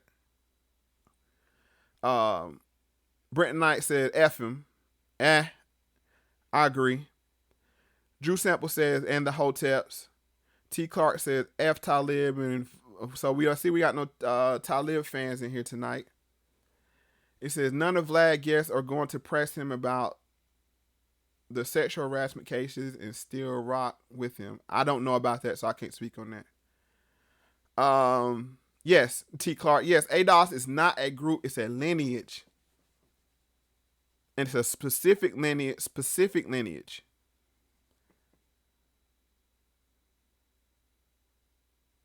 Yeah, it said Large Jamal is the only one to press Vlad. Okay. He said, T. Clark said Vlad needs to be canceled.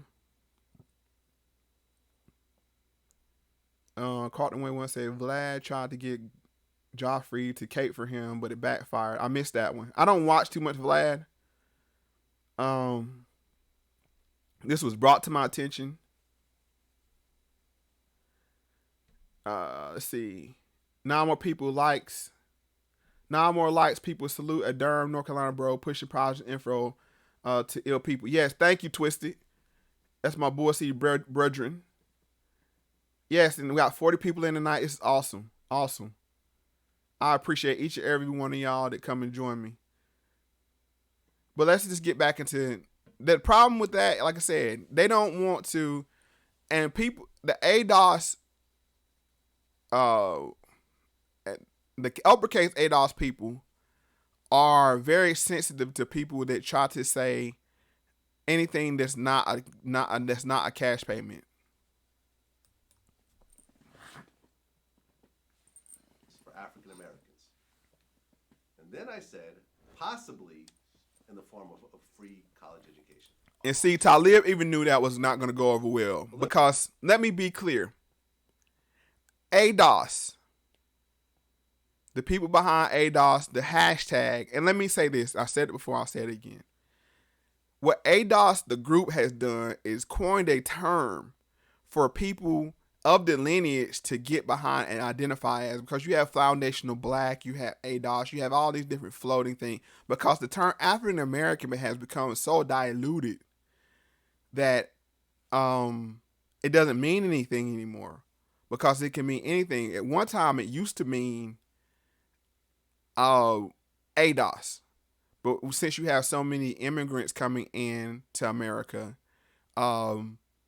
post-slavery,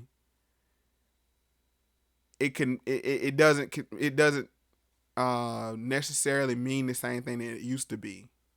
The same thing with black. It doesn't mean the same thing it used to be. So to make a claim that lowercase ADOS is making about reparations, we had to identify ourselves, the people of the lineage, not the organization, as something separate from the term black or African American, just due to the legalities of it. Because not every black person is entitled to reparations because they weren't here. They're not lineage. Their lineage doesn't go back to the crime of slavery. Let me just say this before I get into what I'm going to talk about next. I have gotten into it. All right, so I'm just gonna go on. Let's get to the meat here of the conversation. Pause. All right, so let's listen to Vlad and Talib's conversation.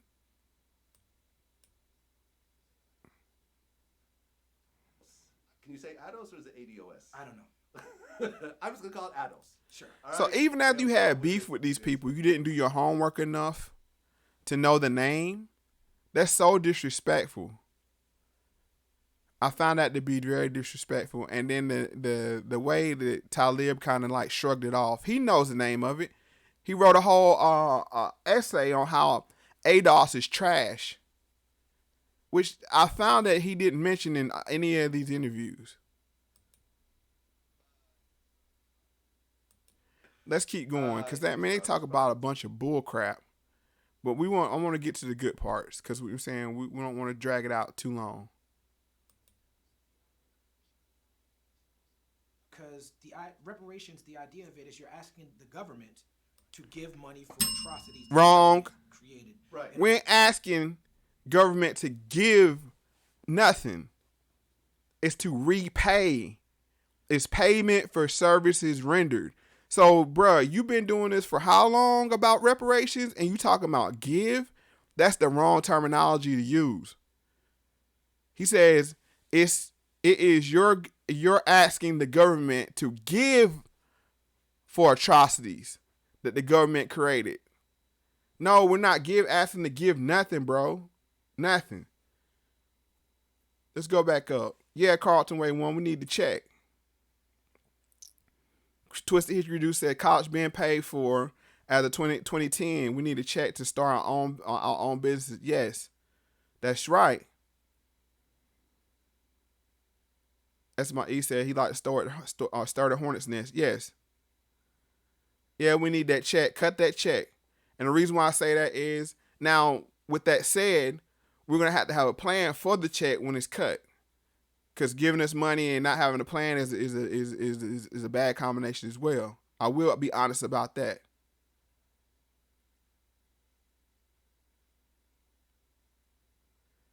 Carlton Way once said, respectfully, education did not work for Antonio and Yvette Carnell because they have advanced degrees and not making a lot of money. Education is not our problem. The money is, yes. And the lack of community culture as well. Nettie Youngblood says Talib is a plant. It's to be seen. Let's continue on, though. In order to do that, you have to deal with politicians who are voting in the government, right? Right. So reparations is actually a black agenda. I'm a pro-black person. I understand the need for a specific black agenda. Reparations And let's be honest here. Black agenda. But as I said before, you gotta give credit where credit is due. ADOS, the organization, they the one kicked off this whole, and the new black media, they the one kicked off all this reparation talk. They the one kept the flame lit. This wouldn't even be a conversation. It was for them. I give credit where credit is due. So you can't even go there. You got to give them the credit. We wouldn't even be talking about HR 40 and any of this if they hadn't started that hashtag and created the movement that they did, along with the black media, pushing for foundational blacks to have their autonomous group, and then to push for, things that we that we need, that we're owed. Let me say that right, because I almost fell into that trap too, that we're owed. Let's continue. The actual, what reparations actually is you could call this man said you could call reparations socialism. Let's continue. You could call it government assistance. Now, he's supposed to be pro-reparations, and he said you could call reparations socialism and government assistance. No, no, no, and no.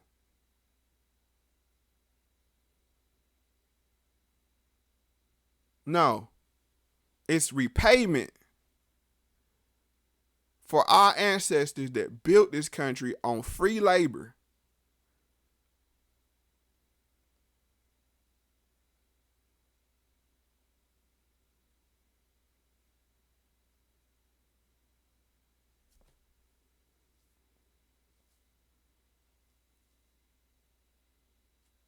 Okay, let me catch up. Petey Crack says we need land, nothing else. Now, land ain't gonna work alone. If you get the money, you can buy the land.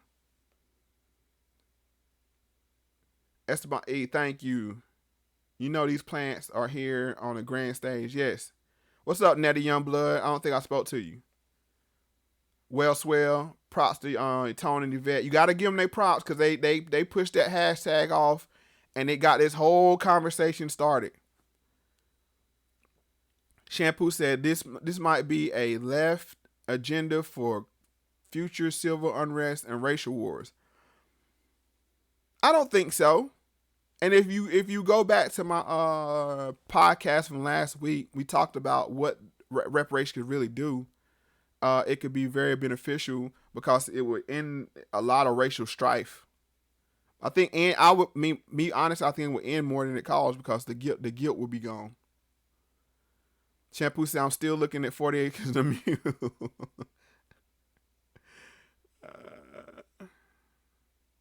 Shampoo said, you can buy the land if it's allowed to be sold to you. It's always, and Kanye said that himself, it's land to be sold, bro.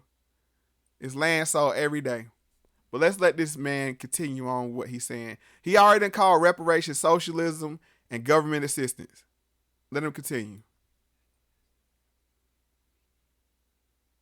Asking the government to pay money to people for things that were done. Yes. Right. Okay, so keep going. It's a political issue. And I will say this though.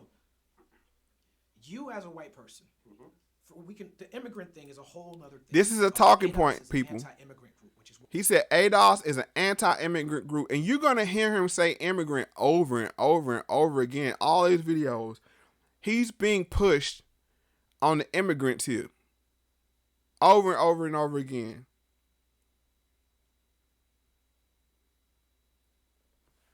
But yeah, he says, no, the thing is when we have lowercase ADOS, people are offended. The people of the lineage is offended when non-lineage people come in and try to tell us what we should think. If you're not an ally, get the hell out of the way.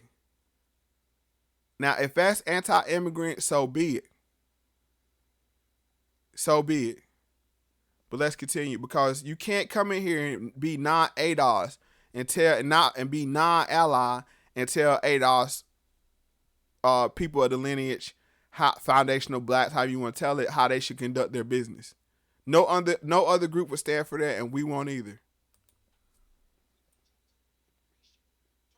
Why they quickly jump to immigration when we're talking about reparations? All of a sudden, the conversation becomes about immigration. That's on purpose, but we'll deal with that later. Yeah. Now, peep the advice as he a white gives. person who makes He gives Vlad.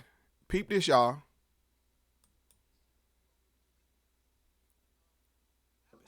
but we'll deal with that later. Yeah. As a white person who makes money, you make a decent living off of hip hop. Yes, I do.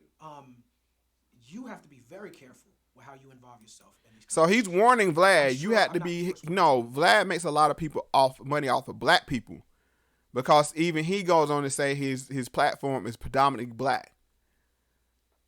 So he's warning them, be careful, because you're an outsider. This is what Talib is saying. Let's continue.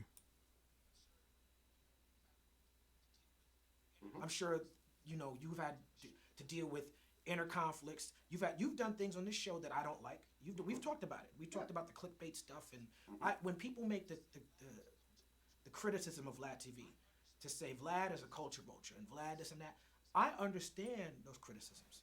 Yeah. And some of those criticisms are valid. But being that I have a personal relationship with you, and I know your history. So if he had criticism of Vlad, why didn't he come with that same energy towards Vlad that he did with ADOS? I ain't seen it nowhere. Let's go back up. Shampoo said groups like Antifa are fake and started civil unrest.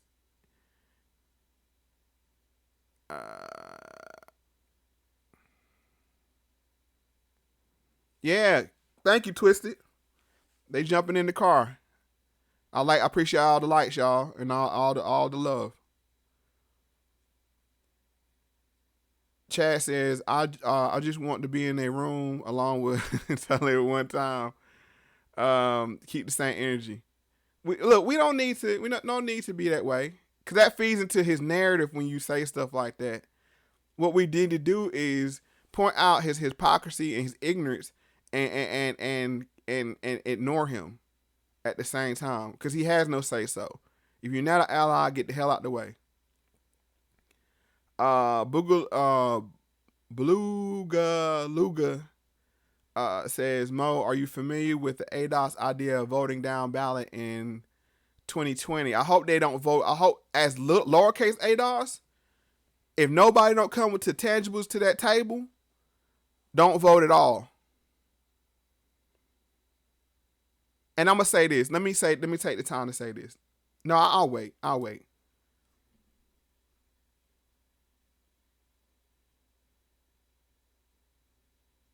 Jays Moore said, I totally agree with Shampoo. I believe ADOS was allowed to flourish in order to dismantle any kind of black unity ever. When was there ever black unity?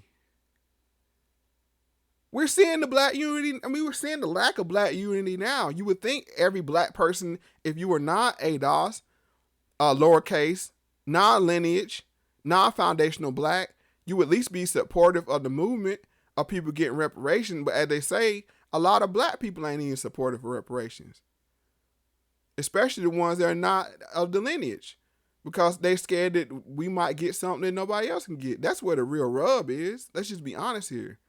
Shampoo says, Soros says, I'm getting you a book deal. I don't know what that means. All right, Chris. Talk to you later. What's up, Mr. Sutton Jr.? He said, peace, Mo, with the facts. But let me, yeah. What's up, Esteban E? Yeah, I mean, we gotta spit it how it is. Yeah, he in the way. He got to get out the way. But let's continue. The hip hop space says way before this was VladTV. I understand that, even though I understand where those criticisms come from, in my opinion, and there are people who watch it who will disagree with me, I don't think that you are a culture vulture. I think that you can lean into that. What kind of mealy mouth talk is that? He said, I don't think you're a culture vulture. Vulture. I think you can lean into that space sometimes, but when you do it, I don't think it's intentional. So he called Vlad an unintentional culture vulture is basically what he said. Let him continue with his own words. And so when I come to your show to talk about reparations, I got to be very clear that I'm talking to the audience. This is a conversation. I'm utilizing your platform as a tool to speak to a predominantly black audience, because you have done work. So basically, he's speaking for Vlad. He's not speaking to Vlad. He's speaking for Vlad. Let's move on.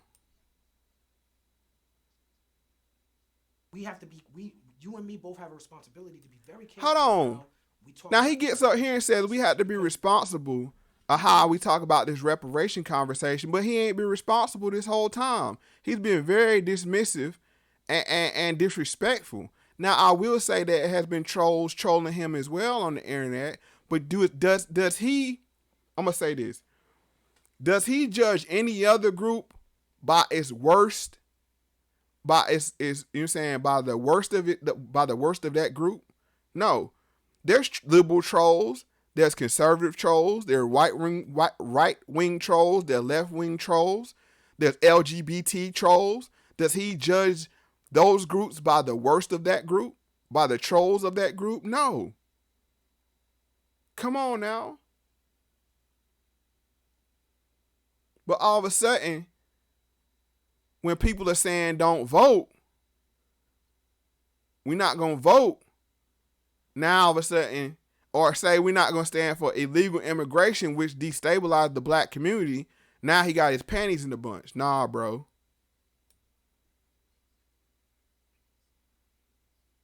The things that I need to say about ADOS, I don't necessarily need to say to you, I need to say to them. You know what I'm saying? And I'm very clear about that. And I have my YouTube channel, Talib Kweli YouTube channel. I've recently been trying to utilize that more. I have a little show I do called Vibrate Higher. And I interviewed Mark Thompson, who's also a pro reparations guy who's also a target. Mark Thompson. Yeah, we're gonna talk. We all know about Mark Thompson. They been supposed to have been doing so much for reparation all the years, ain't did nothing. But this hashtag ADOS has kicked off a conversation they couldn't get started for years. And now all of a sudden they want to be non-allies. They want to be combatives of the people of the lineage. Come on, knock it off. But I did that because I can't just be in non-black spaces talking about it. I got to create my own space for it. Yep. But to start your question, first off, I'm pro reparations. Yep. Matter of fact, I would challenge anyone to find. So if you pro reparations, publicly pro reparations, why couldn't you get accomplished what you got to give credit where credit due? What ADOS, Foundation of Blacks, and the New Black Media has got accomplished with so little resources when you had this huge platform. Knock it off, bro. Let's keep going though. Let me get back to these comments first.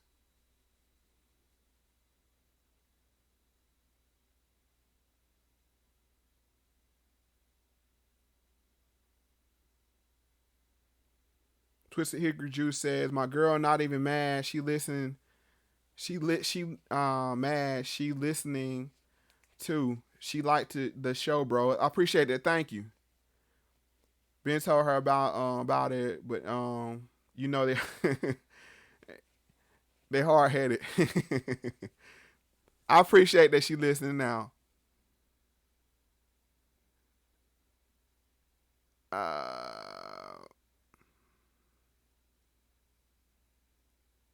Now let's be respectful of each other. We're not gonna call each other names like stupid and stuff. Let's not do that. We can be civil. That's the thing about it. When you get uncivil, then you do it harm. You do the movement harm, or the conversation harm. All right, so let's go here. Remember what I told you about him and immigration? Let's listen to it. the Atlantic slave trade. And so reparations are due because those slave masters were wrong. They were wrong about a bunch of shit. They were wrong about How in the hell was slave masters wrong about immigration? I told, man, this dude got immigration on the brain. That's all he talk about is immigration. Look at him. This dude, now go back, timestamp 1029. Reparations are due because the slave masters were wrong. I agree with that. They were wrong about, masters were for all, those slave masters were for all the wrong. They were wrong about a bunch of shit about immigration. Let's go back and listen to him say that again.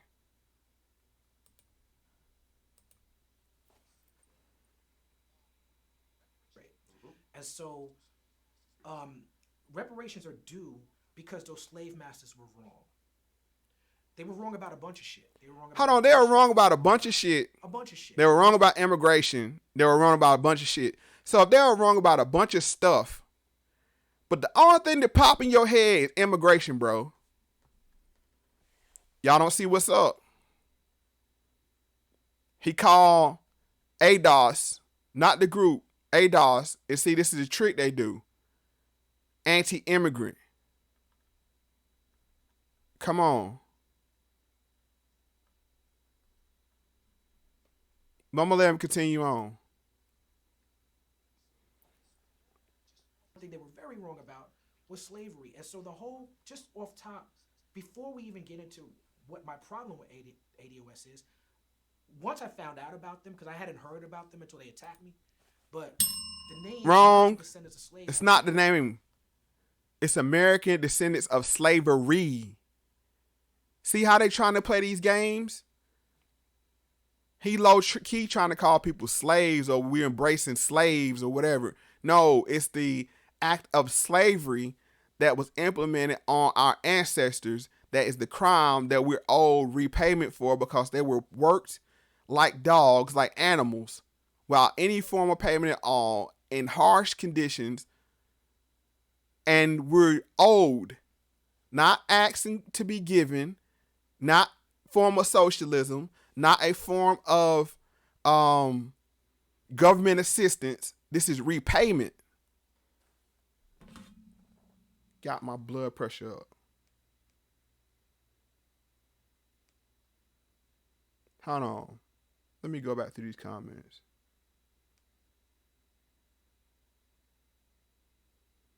Esteban E said that's what thought Vlad advertising on his platform. This must be a commercial. Do I think he took the bag?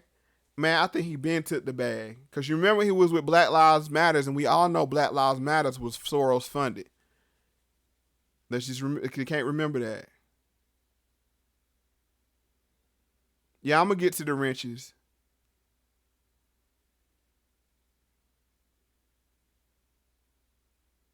Oh, Shampoo, I know about Soros.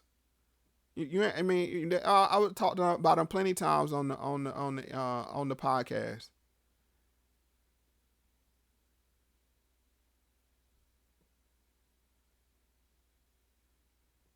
Right. Esteban E. wrong like having slaves. Let's start there. He gonna talk about immigration.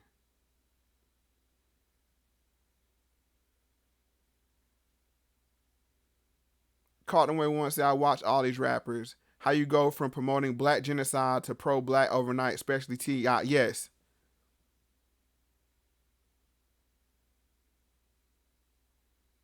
Renault said, took a bag over years ago. Uh-huh. T. Clark said, my pressure up too. Yeah, they got my pressure up because they playing with us. Let's continue. What they're trying to do with that. But to me, a better name is American Descendants of the Enslaved. What is the difference between American descendants of the enslaved and American descendants of slavery? What is the difference? But see, he played that game. He know what ADOS is, and if he didn't, why you speaking on it? He know what ADOS means. It means of slavery, of the enslaved. That's the same exact thing. But he tried to throw that little jab in there like they trying to own being slaves. Y'all got to understand how propaganda work. This is a pro-truth channel. Let's go. Slaves, you say our history starts with slavery, as if there's nothing before that. To say Hold that you on. wanna separate yourself from your connection from Africa when you Hold on.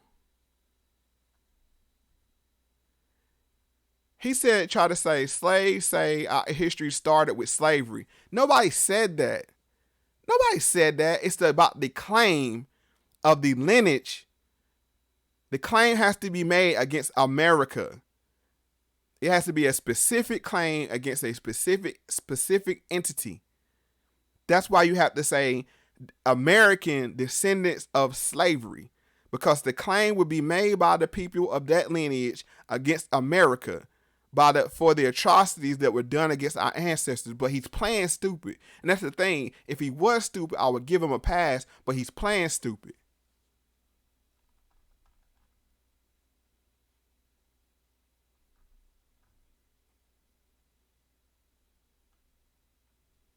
Let's keep going.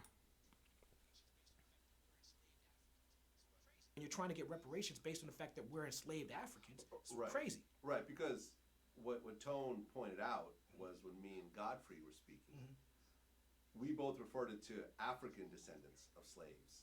And he said, hold on, let me get to these comments. I don't want to get too far down.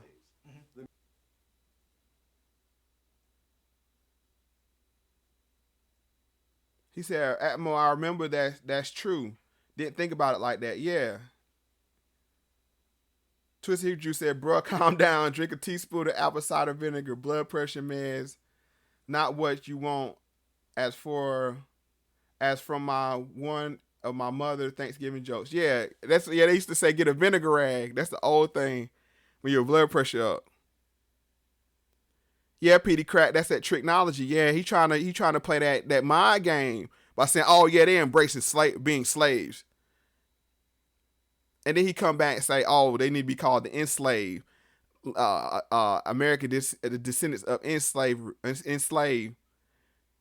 the same thing.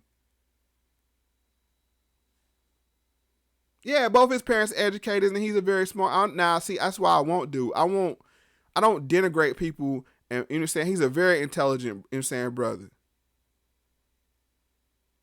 But he plays dumb because he has an agenda, and we're gonna see that agenda soon. Me and Godfrey talked about it afterwards. We're like, kind of same thing. Yeah, I mean, this we're not really shifting from the feel of the overall theme of what you're saying. Well, you are, because the point of ADOS is to be national. See, he trying to throw that nationalistic anything. That's that. See, these talking points. He's trying to throw that in because of the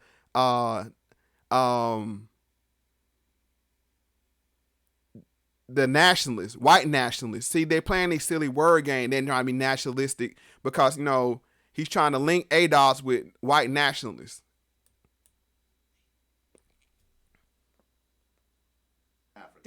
Yvette Carnell, the founder of ADOS, did a video called Pan-Africanism is Dead. That's a problem for me. Right. I'm a Pan-Africanist. Right, because your parents are Pan-African. That's right. Okay, let me address this right quick. Who's really about Shampoo said he might have good intentions, but they're still not good. Just cause Nino Brown in the movie gave turkeys. Yeah, he gave turkeys and $100 bills out, don't mean he good. Esteban E said that's a lie from the pits of God, from the pits. God did not start us with slavery or bondage. Nettie Youngblood says he's not intelligent, he's educated. There's a difference. Yeah, he's educated, but see, cunning and being sly takes intelligence. It's just misused intelligence. That's what I mean by that. Let's keep going. Shit, as a Pan-Africanist. See how dare you try to separate? Who's trying to separate who from Africa? Come on now. But I'm about to wrap up with this video. There's one thing else I want to catch here.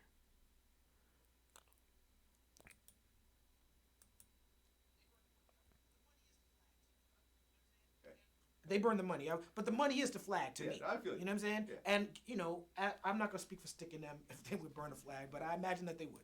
You know what I'm saying? But Now, remember these words, y'all. Y'all remember these words clearly. He said he's anti-establishment. I'm going to disprove that and saying in a later video, but just remember that. When you talk about build a wall and you talk about keeping immigrants out, There's the immigrant talking point again. The police. I hope it's clear who this dude is pushing for now. How in the hell does illegal immigration help ADOS people? How does that help? Somebody please explain that to me.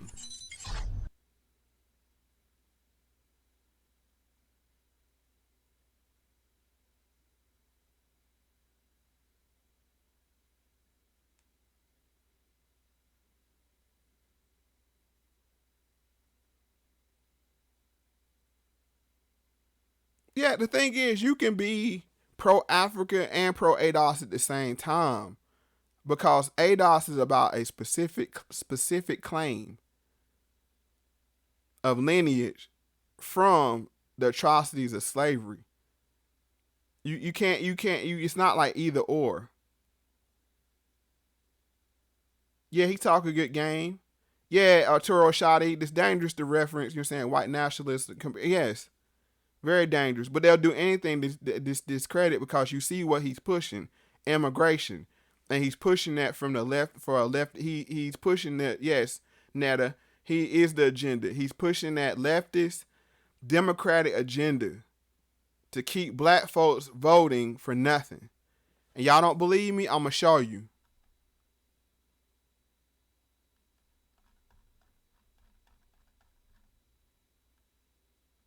All right, let's go here.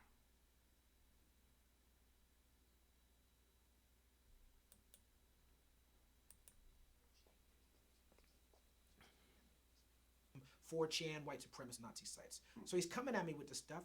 And my tweet was, I'm paraphrasing, but you can probably put it up there because it's in my essay. It was something like, I'm pro reparations, but what I don't want to do is to shout in the void, I'm pro reparations, and then not vote for someone just because they don't approach the reparations conversation the same way I do. The conversation was about Bernie Sanders. It was the week that Bernie Sanders, he fucked up. Bernie Sanders went on some talk show. They asked him about reparations. He was like, I don't really know. It's a terrible answer. Terrible answer. Right? Yeah, Bernie Sanders should know a lot about reparations. Know a lot about reparation. Because he got Killer Mike. This Killer Mike been on his team for like 2 elections. This is the second to go around with Killer Mike. And he don't know about reparations? He should know about reparations. But if you notice, he says, not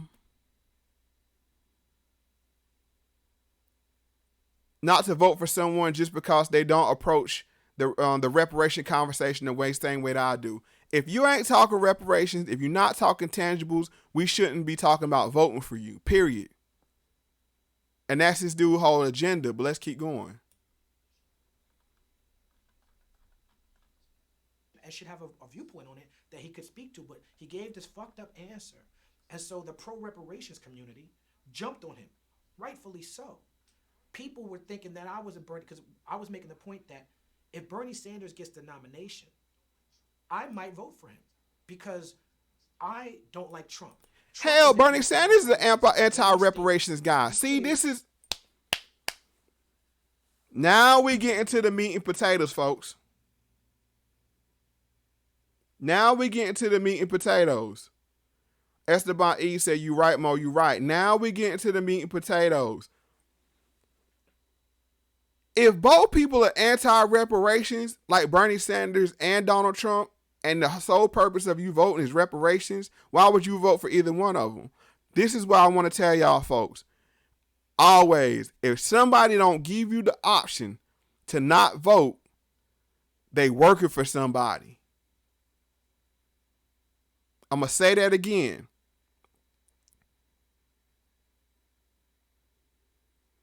If a person doesn't give you the option of not to vote,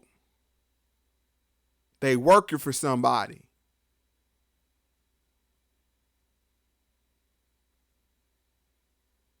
Either one want to keep you on one plantation or they want to get you to run away to another plantation. I'm like this. Don't vote. If it's nothing in it for you, don't vote.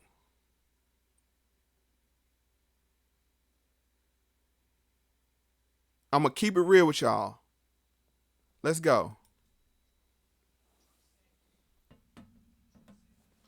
Trump said that? Trump said, Google it, Trump said when it comes to reparations, he does not think it's happening. He does not see it happening, was his exact words. Well, hell. Before we start Bernie Sanders said, what is reparations? So at least, I got to give Trump credit. He knew what reparations was. Bernie Sanders, like he didn't even know what the hell reparations was. And he got Killer Mike on this team for damn two elections. What's really going on here? Not just Trump. Here we go. Trump on reparations for slavery. I don't see it happening. That's right. Not just Trump. Mitch McConnell. Not just Mitch McConnell. Bill O'Reilly. Not just Mitch McConnell and Bill O'Reilly. Ann Coulter is anti-reparations. Ann Coulter supports ADOS. Google Ann Coulter ADOS. Yeah, and this is actually somewhat recent. This was June of this That's year. right. He said Trump says slavery reparations debate is interesting, but doesn't see it happening. That's exactly right. So when you see here come the kicker, y'all. Here come the kicker. Pay attention. Everybody perk up. Pay attention. Here it come. And I want y'all to say, listen to this. Let me take it back just a little bit, because I want y'all to catch this in context. Anytime y'all hear somebody say, look, 92.7% of the time, some bullshit about to come after that. Pay attention. Anytime you hear one of these talking heads say, look, 92.7% scientifically proven. 92.7% of the time, some bullshit about to come after it. Excuse my language. So my point of my tweet that before I heard of ADOS was, look, the Democrats are going to pick a nominee. I'm probably going to vote for that nominee, whoever it is, because Trump is definitely anti-reparations. He's Hold on. Anti-black. He definitely Now, has an anti-black agenda. The Democrats don't have an anti-black agenda? See, this is what I'm saying. If you're going to call it out, call it all the way out. Both of the, if you're going to say one has an anti-black agenda, the other has an anti-black agenda. See, they like to parse things and, oh, this side is better than this side, so I'm going to vote for this side. No, knock it off, bro. You're being disingenuous. Now, are the Democrats perfect? Fuck no. So the Democrats aren't perfect. The Democrats have taken the black vote for granted, which we've given them at a rate of 90% over the last 40-something years, and you still gonna throw your vote away to them to keep us from the boogeyman? Woo, the big bad boogeyman. We done had the boogeyman for 3 years. We still standing. We still standing. We done had the boot on our neck for 400 years. We still standing. Now we supposed to, at the one time where we at some point realized that our vote has power by withholding it, they send this dude out to city to push you to vote, and we're going to see why in a minute. But when we look at the reality, not fantasy land, but the reality of the political landscape, because of the Electoral College, because of money in politics, in November of 2020, it ain't going to be a Libertarian or a Green Party candidate or one of these other. It's going to be. And what's the difference? Whoever the DNC picks versus Trump. Tell me what's the difference between the two. I could tell you some of the differences. At least you ain't going to try to take my guns away. At least I can protect myself. At least you ain't going to push the genocide called Planned Parenthood on my community. Can I say that for the DNC? No, I can't.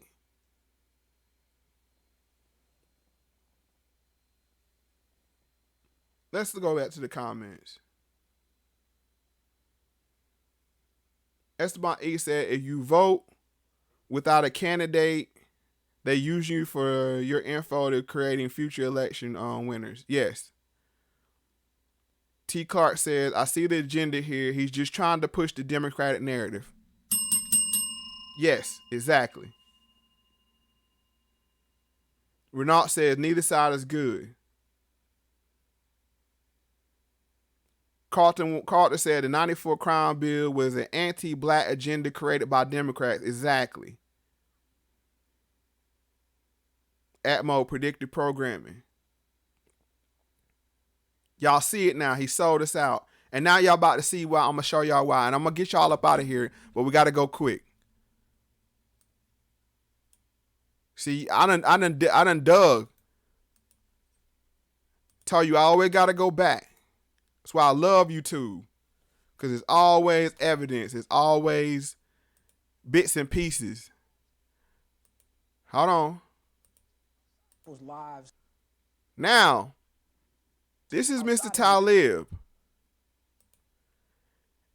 This is 2014 on the Russian Kremlin-funded, by his words and the Democrats' words, the Kremlin-funded Russian propaganda tool RT. Now, what is he doing on there? I'm being facetious, folks. What is he doing on there? I thought that you were saying the Russians stole the election. But 2014, you was good enough to go on their channel. Come on now. Let's go. Before I get ready to go on this, let me make sure I got all the comments. Yeah, guns, Planned Parenthood, freedom of speech. Yes. I don't see nothing positive on, and like I said, I'm telling you not to vote. But if you was going to vote, if you felt the itch to vote, why would you vote to disarm yourself or to further genocide your own people through Planned Parenthood? But let's go. Let's listen to Talib. It's from 2014.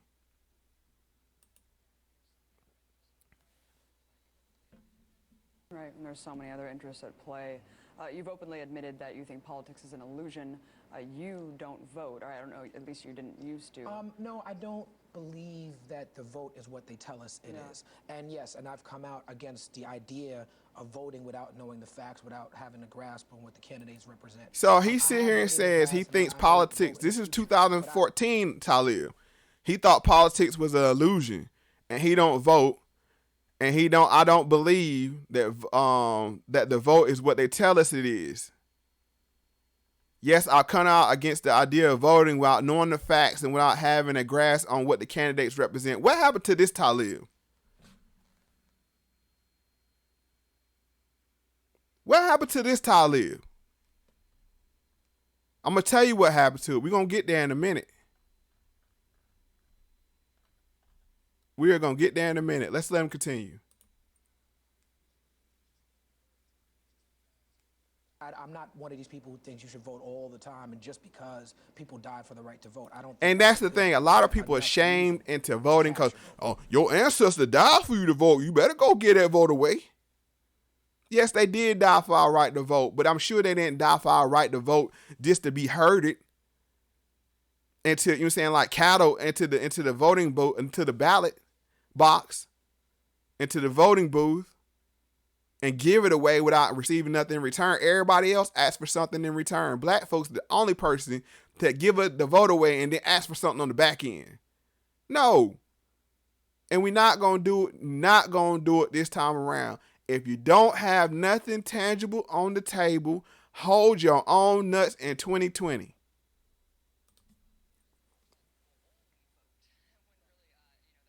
Well, yeah, it's unfortunate that people only vote when really, they're kind of neglecting really the roots and where the struggle lies, which is in the streets. So you focus on a lot of grassroots activism, the plight of political prisoners. Why do you choose Let me get to these comments right quick.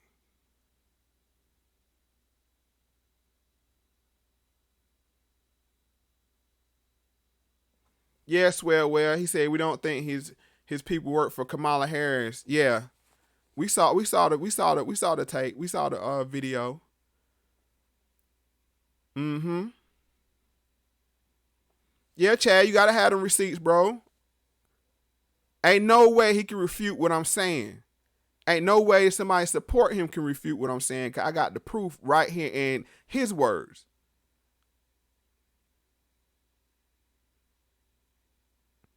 Politics is an illusion to an extent, all magic. He said it was an illusion.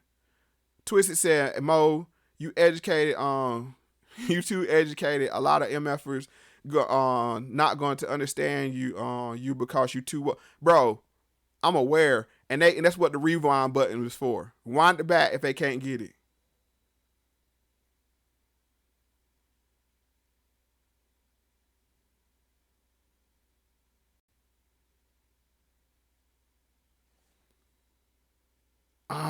You said the level of the clip.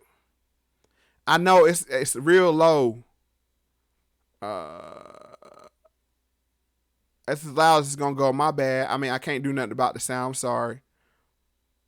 What I can do is cut the closed captioning on. How about that? Just for the people that can't hear.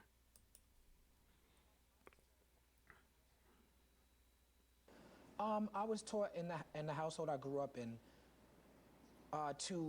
that the community that you come out of, you should give back to, and that's something that's valued in my household. Just from my perception, being a young black man growing up in Brooklyn, prison and the prison industrial complex seems to be one of the biggest drains on our society. It seems to be a problem that you can have a direct effect on with activism, grassroots activism, and even, possibly voting. If there's all right, so that's what we're trying to do. We're trying to form a block vote, and that's the part I want to leave in there. Now, this white lady about to press him on celebrities and voting and being at the White House. Let me go back here.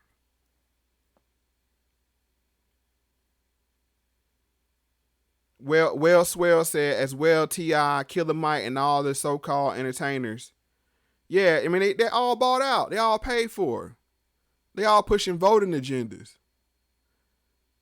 All right, now watch how she pressed them on black folks going to the White House when Obama was there. Watch this. Clear vision about it, and very, very inspirational. And I can't help but notice, but the top black artist in America, Beyonce, as much as I love her music, Jay-Z, it just seems like they're at the White House every week, hanging out with Obama. Does the marriage between the musical and political establishment worry you? No. Watch him start sweating, y'all. He gonna have to get some water, cause she know. Why y'all at the White House all the time and y'all ain't pressing him over no issues? And the thing is, where was your focus on immigration at then? Barack Obama, you know what I'm saying? It may be a talking point, but it's the truth. He deported more people than any other president. If you was so pro immigration then, come on. Obama, whether you agree with his politics or not, represents the hopes and dreams of mainstream black America. See, that's what I'm talking about. He represents the hopes and dreams of mainstream black America. Bro, we don't want no moral victories. And that was the problem. Nobody pressed him, and that's the thing I gotta give about Trump and MAGA. Trump supporters hold Trump to the fire. They hold that dude to the fire. If he step out of something they don't want, they don't like, they press him. These boule Negroes went up to the White House and was just happy to be there. They ain't pressing for nothing. We know why.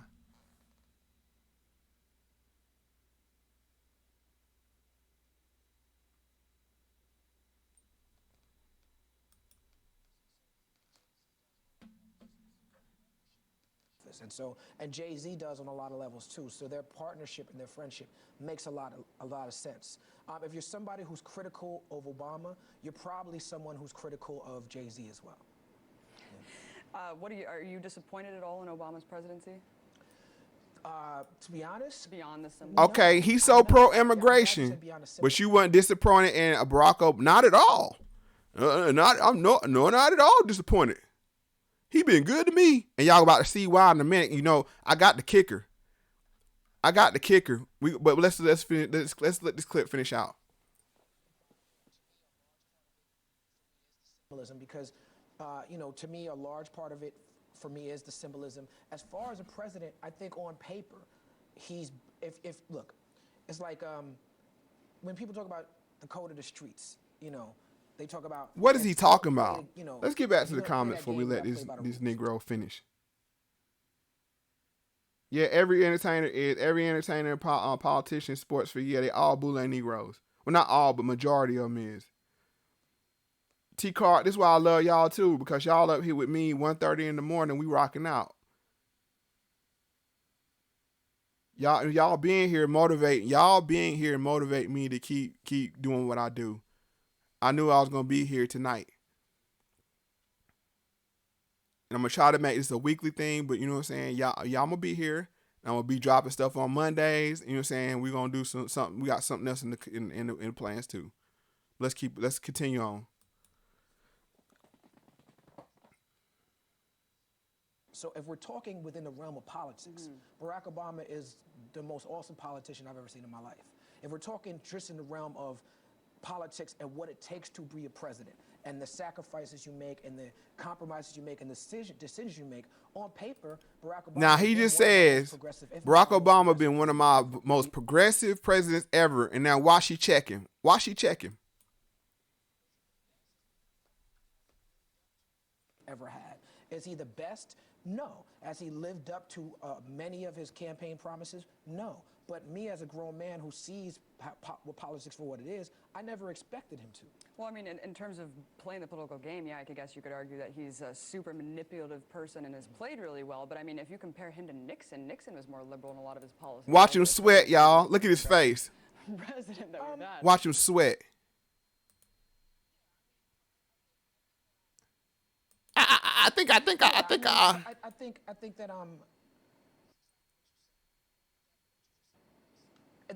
I think it's exactly what you said. That what you just said about Nixon, I think a lot of that was politics. And I think a lot of what Barack Obama does is politics. And I also think him being the first African-American president shifts the paradigm to whereas there's a whole bunch more that he has to... So you saying because he's the first black president, he was compromised? What are you saying?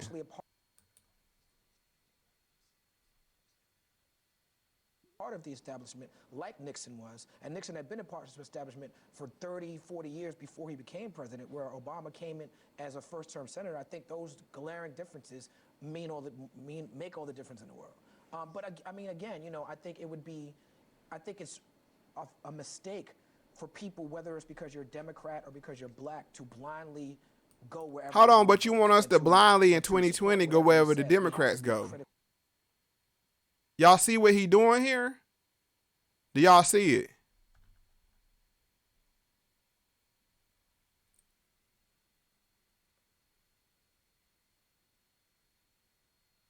Let's go back.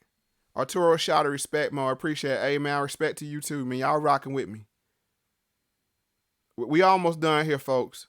I got one more clip for y'all, and we're going to wrap this thing up. Shampoo says she knows politics and Talib is lost and knows she's right. Right. Yeah, Netta, keep sweating. He's sweating. Heart pump feel like Sasquatch feet. Thundering. Yeah, that's exactly. Let's see here. He talking like he did when he defended Vlad. Yeah. Corey Matthews, Factz family. Yep, Factz family. We on it. Let him finish up these last few minutes, last few seconds.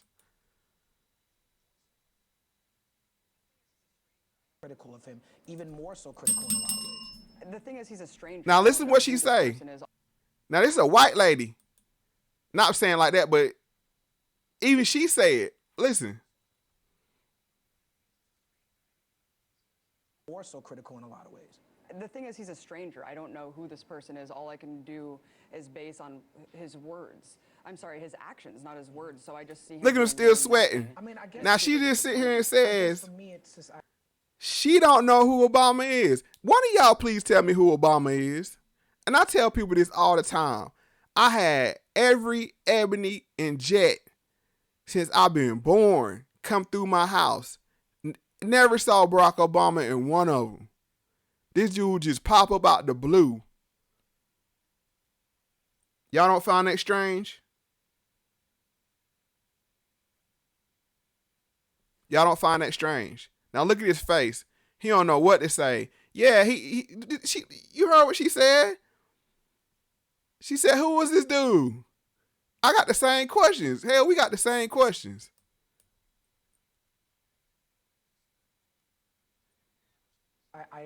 I I never put that much stock in what he was going to be able to do in the first place.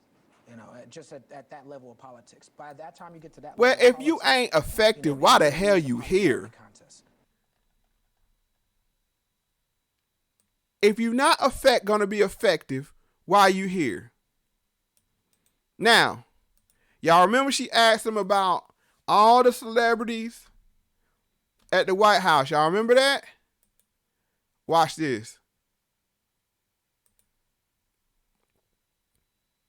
Oh, yeah, I came ready tonight. I came ready. Let me get to this. The question is, earlier this year, you were invited to meet Obama at the White House alongside other artists. What was your purpose for the meeting? I wonder what he's going to say.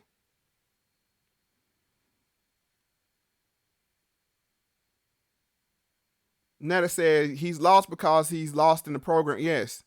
Esteban E's laughing. PD Crack says, Mo, salute you, one of the best channels on YouTube. Very informative. I appreciate that, brother. I won't want to waste your time unless I could offer something. Renault says, straight popped up. Yeah, he came out of the blue.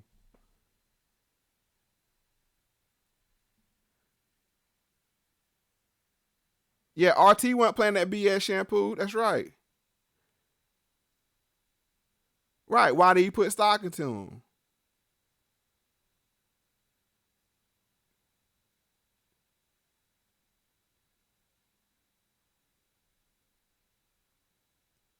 Esteban E says, please check out Brother Theo at the Unpluggums and Days.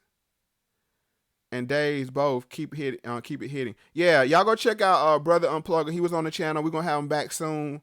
And Days and Noah too. These are real brothers out here in the struggle. Putting down real facts. Yeah, Kyle Brown out of nowhere. Esteban E said, yeah, most deaf stranger than a wet food stamp. Where'd he come from? All right, so now, where y'all gonna think why he was at the White House? We about to find out.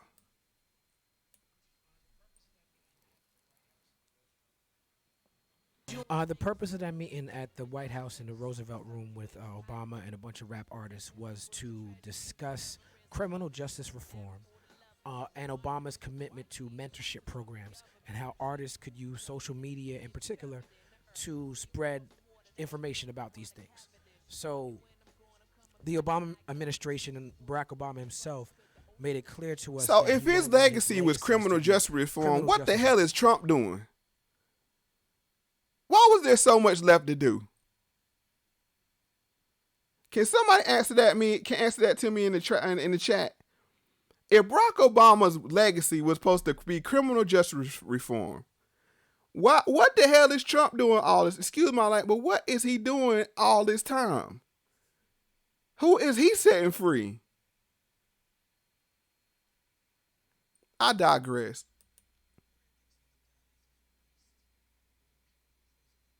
One of the things that he's done is he's released more people from prison than any president in history. I think, me personally, from being at that meeting, that he understands that mass incarceration is a scourge. And, you know, the Obama administration also, they ended federal private prisons this year as well. So I think that he brought his favorite artists in the room to try to get us. So he brought his favorite artists in the room to spread about criminal justice reform. Let's go back to the comments.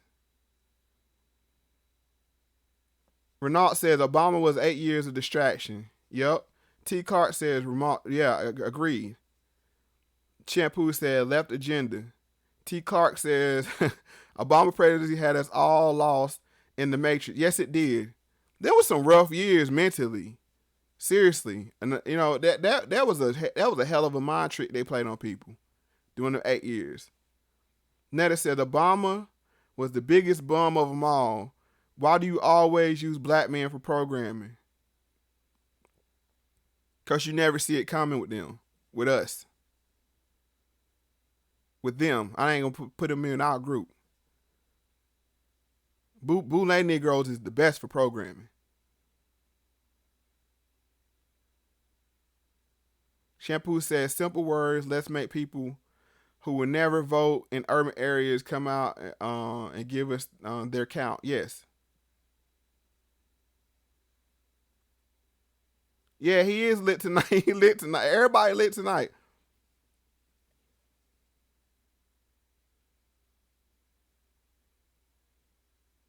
Yeah, left wing, right wing, same bird. Yes, but that's what they don't want us to. They don't want us to see that. Let's continue. Question is, did you have, did you and the president have a direct dialogue? Let's see what he says.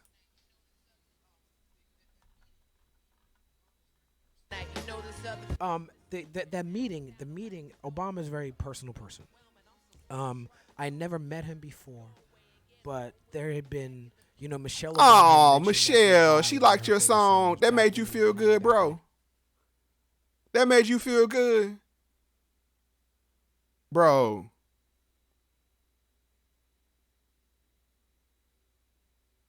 Look at that. That's all it takes for Michelle to say she liked your song and you ate it up.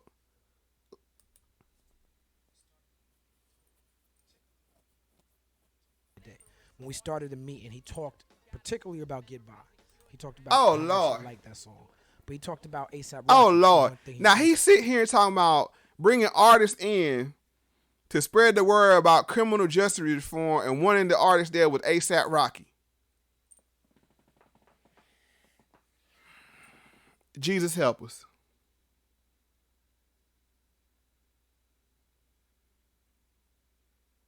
And we all found out about ASAP Rocky.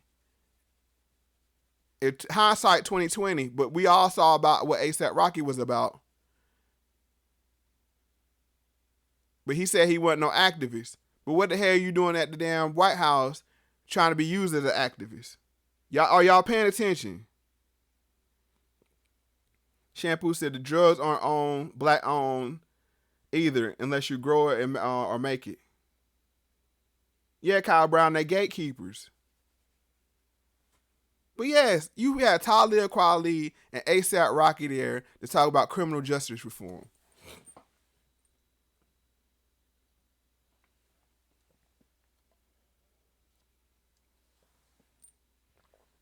We almost to the end, folks.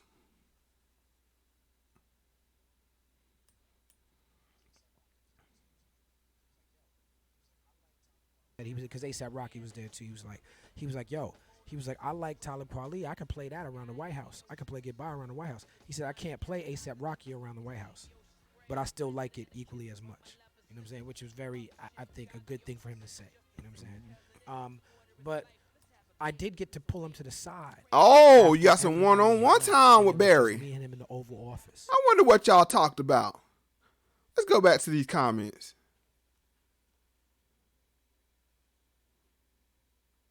Yeah, he said we got Kim K and Kanye going to Trump on behalf of prison reform. Esteban A said Michelle loved music for puppets. Oh yeah, she loved they were always down having concerts at the White House.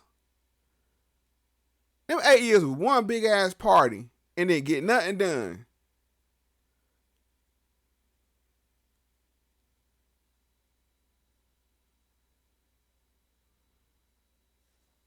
So he pulled Barry to the side. Let's see what y'all think they talked about. Immigration, political prison reform, reparations, maybe. I mean, you had the man ear. You missed the pro reparations rapper. You had the president's ear. What'd you talk to him about? Let's see.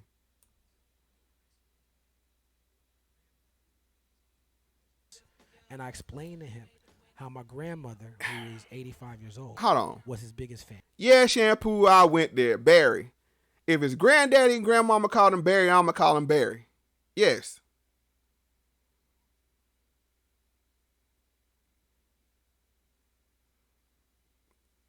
Sign of the Time said Kanye CD is positive fire. We got to be careful with that, though. But, I mean, at least it ain't the yeah.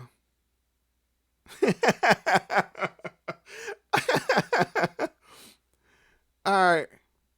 Criminals don't like prisons, Who would thought it up, yo? Yeah, Esteban E. Yeah, Renard, they laughed at us. That was fun, man. Barry asking about the pussy. We know how. Well, never mind. I ain't gonna go there. You ain't gonna get me in trouble, signs. But we know. If you know, you know.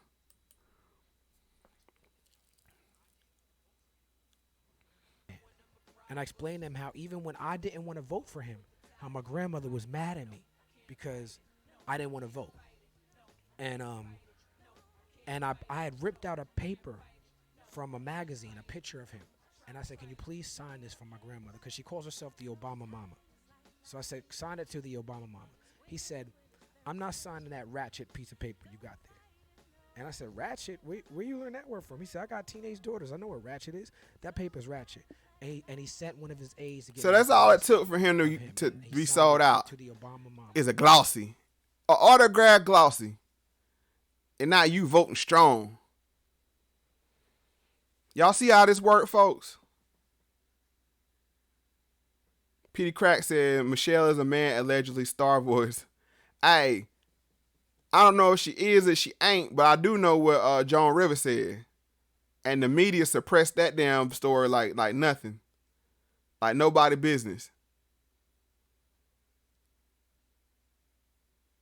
Yeah, Barry. Mr. Sutton Barry. That's his name. Barry Obama. That's what he went by his whole life. Now he go to Chicago. Now he Barack. No, we ain't no. Shampoo said, I hope Michelle ain't a man. Esteban said, she it is. He is.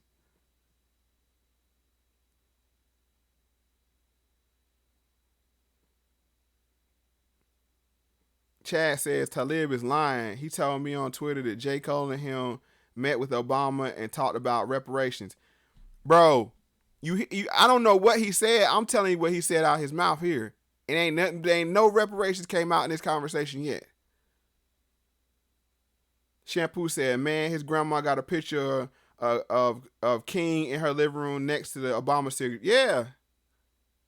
Probably took down JFK right up there with MLK and Jesus, white Jesus, and hung up, and hung up Barry. Caught the Way one says, black people vote for swag. Yeah, they was like, oh, you see how much swag Obama got? And he throw that little bop on, walk out there and throw the little, give him the dap. Bro, you weren't fooling nobody. Yep. They did, yeah. She mysteriously died in the operating chamber after she said it. And it wasn't no slight. She was just saying, just be honest about it. And I like she was hating. Yeah, I remember to rock the vote, but let's finish up here. So I took it, I gave it to Are you going back to the White House? Later, I got an invite to the White House for his birthday. Oh, you Mr. Popular. Now you see why he downplayed it when she was talking about all the rappers. The lady for RT was talking about all the rappers going to the White House. He was waiting for his invitation. Let's go.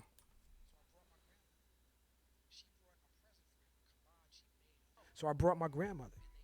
She brought a present for him, a collage she made of him, right? And they specifically on the email it said, no presents. You can't bring no presents. So I told her, I said, yo, you can't bring, I told my we call her Mama. I said, Mama, you can't bring this to the White House. She said, I'm bringing it. So, okay, so she's in a wheelchair. So I rolled her in a wheelchair. She has this collage she made for him. We get to the White House, we there. She sees him, he sees her, and he says, Kweli, is that your grandmother that you was telling me about? That's the first thing he says to me. And I said, yeah. And then if you look on my Instagram, there's a picture I posted of. Well, there you have it, folks. From a couple months ago. He's all buddy with the establishment. You heard it there with your own ears. Let's finish up these last comments. Renault says, all real activists either got blasted with water hoses or they broke. No real activist is wealthy. Yes. That's true. Or they got blasted with something worse than a water hose. Cosmo said Michelle is a woman. Jones said a no about Pakistan. No, Joan Rivers said that she's a transsexual. That's what Joan Rivers said. Hold on. Nah, I ain't gonna show the video. But I know what I heard what Joan Rivers said. And nobody brought Joan to the carpet and made her shame. They just swept it under the rug. Which I found very strange when they suppress stories like that. I found Joan Rivers should have been brought to the carpet, called a racist and a homophobe and made to apologize if that wasn't true. But that didn't happen. Shampoo said making gear to vote and selling the swag. P. Diddy is a beast. Yeah. And he doing it again with this revolt summits.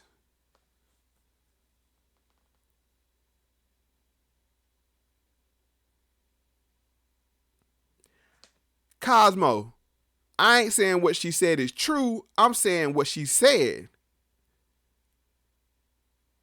Now, do I need to play the video? Because I ain't in the business of making up stuff. I'm not saying what she said is true. I'm saying what she said is accurate, that she said it. And if it's not true, then the media should have shamed her as they do everybody else to say things that are wrong. But somehow they just suppress that story. I find that strange. And like I said, I don't know what she is or ain't. That ain't my business. I'm not in the business of exposing people's let's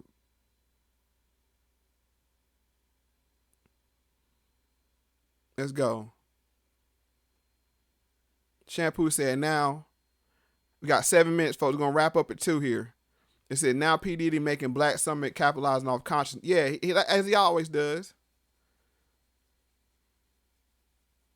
You said Trump has done more than Obama. What you mean, in a good way or a bad way? Cosmo. Renault motivated Moe Factz. Mo, yeah. Mo, you're right. I mean, we seen the tape, what Jones said.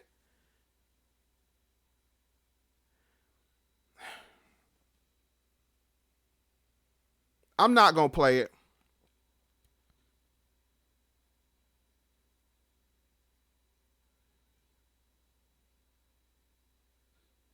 I know what she said. We all know what she said. Now, I mean, look, you could argue with the fact of if it's true or not. You could have it. I'm not even gonna have that argument with you because I don't know. I go off facts. But the fact is, what she said. She said it, and I'll leave it at that. Yeah, Diddy is a puppet. Esteban E said, yes, she did. Yes, she did. Atmo, yes. Chad, I ain't gonna play it. Cause we know what was said. Yeah, Shampoo, I ain't gonna play it. Renault says Mo for president, Factz family. Yeah, Factz family.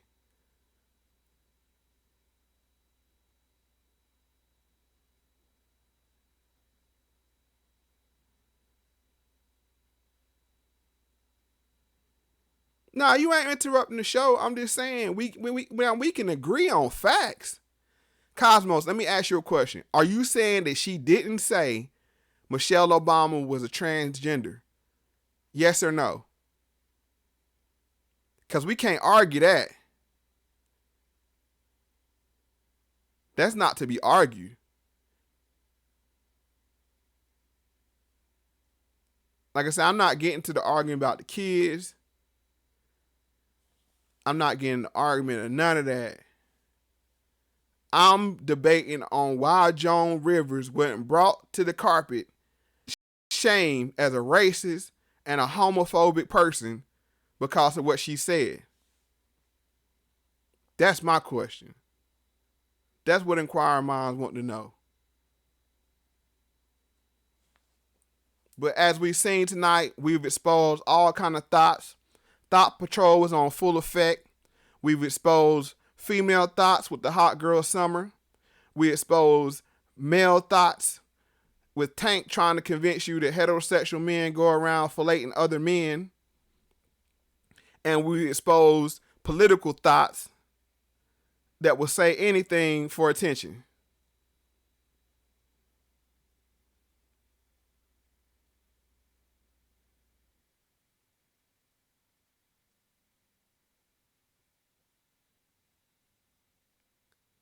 See, Cosmos, I can't take you serious though because you won't answer my question. Did she say she was a transgender or not? Yes or no? Okay. She said that. But no, that's not what we're talking about. We're not talking about the other things. We're talking about what she said. And why, if she did, we agreed that she said that. Why can't we ask the question, why wasn't she shamed as a homophobic person and a racist person? Like any other person that would have been with that when anytime a black woman is said to be look like a man. All right, Tico, I'm glad you came.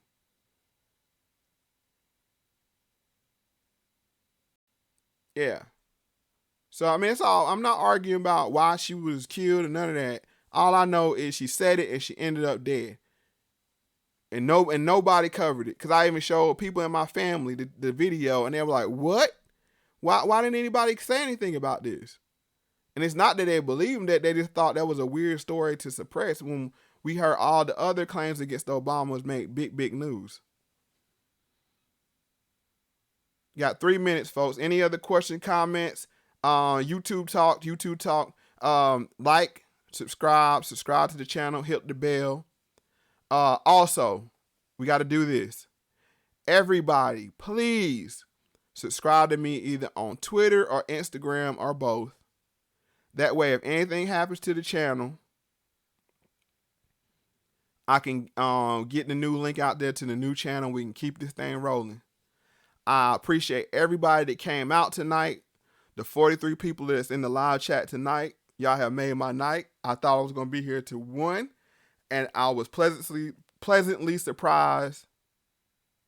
No, I'm not. Cosmo, I'm not trying to bully you into anything. I just want to know where you stand at so I know what we're debating. You answered the question. We both agreed that she said what I said she said. That's all. I'm not a bully. And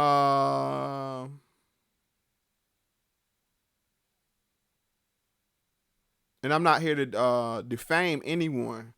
I'm just saying I know how the normal media protocol works. Yeah, all right, PD Crack, till next time. I'll finish up on this. I know how the normal media protocol works. And when things don't work by that protocol, it should raise a red flag. And that's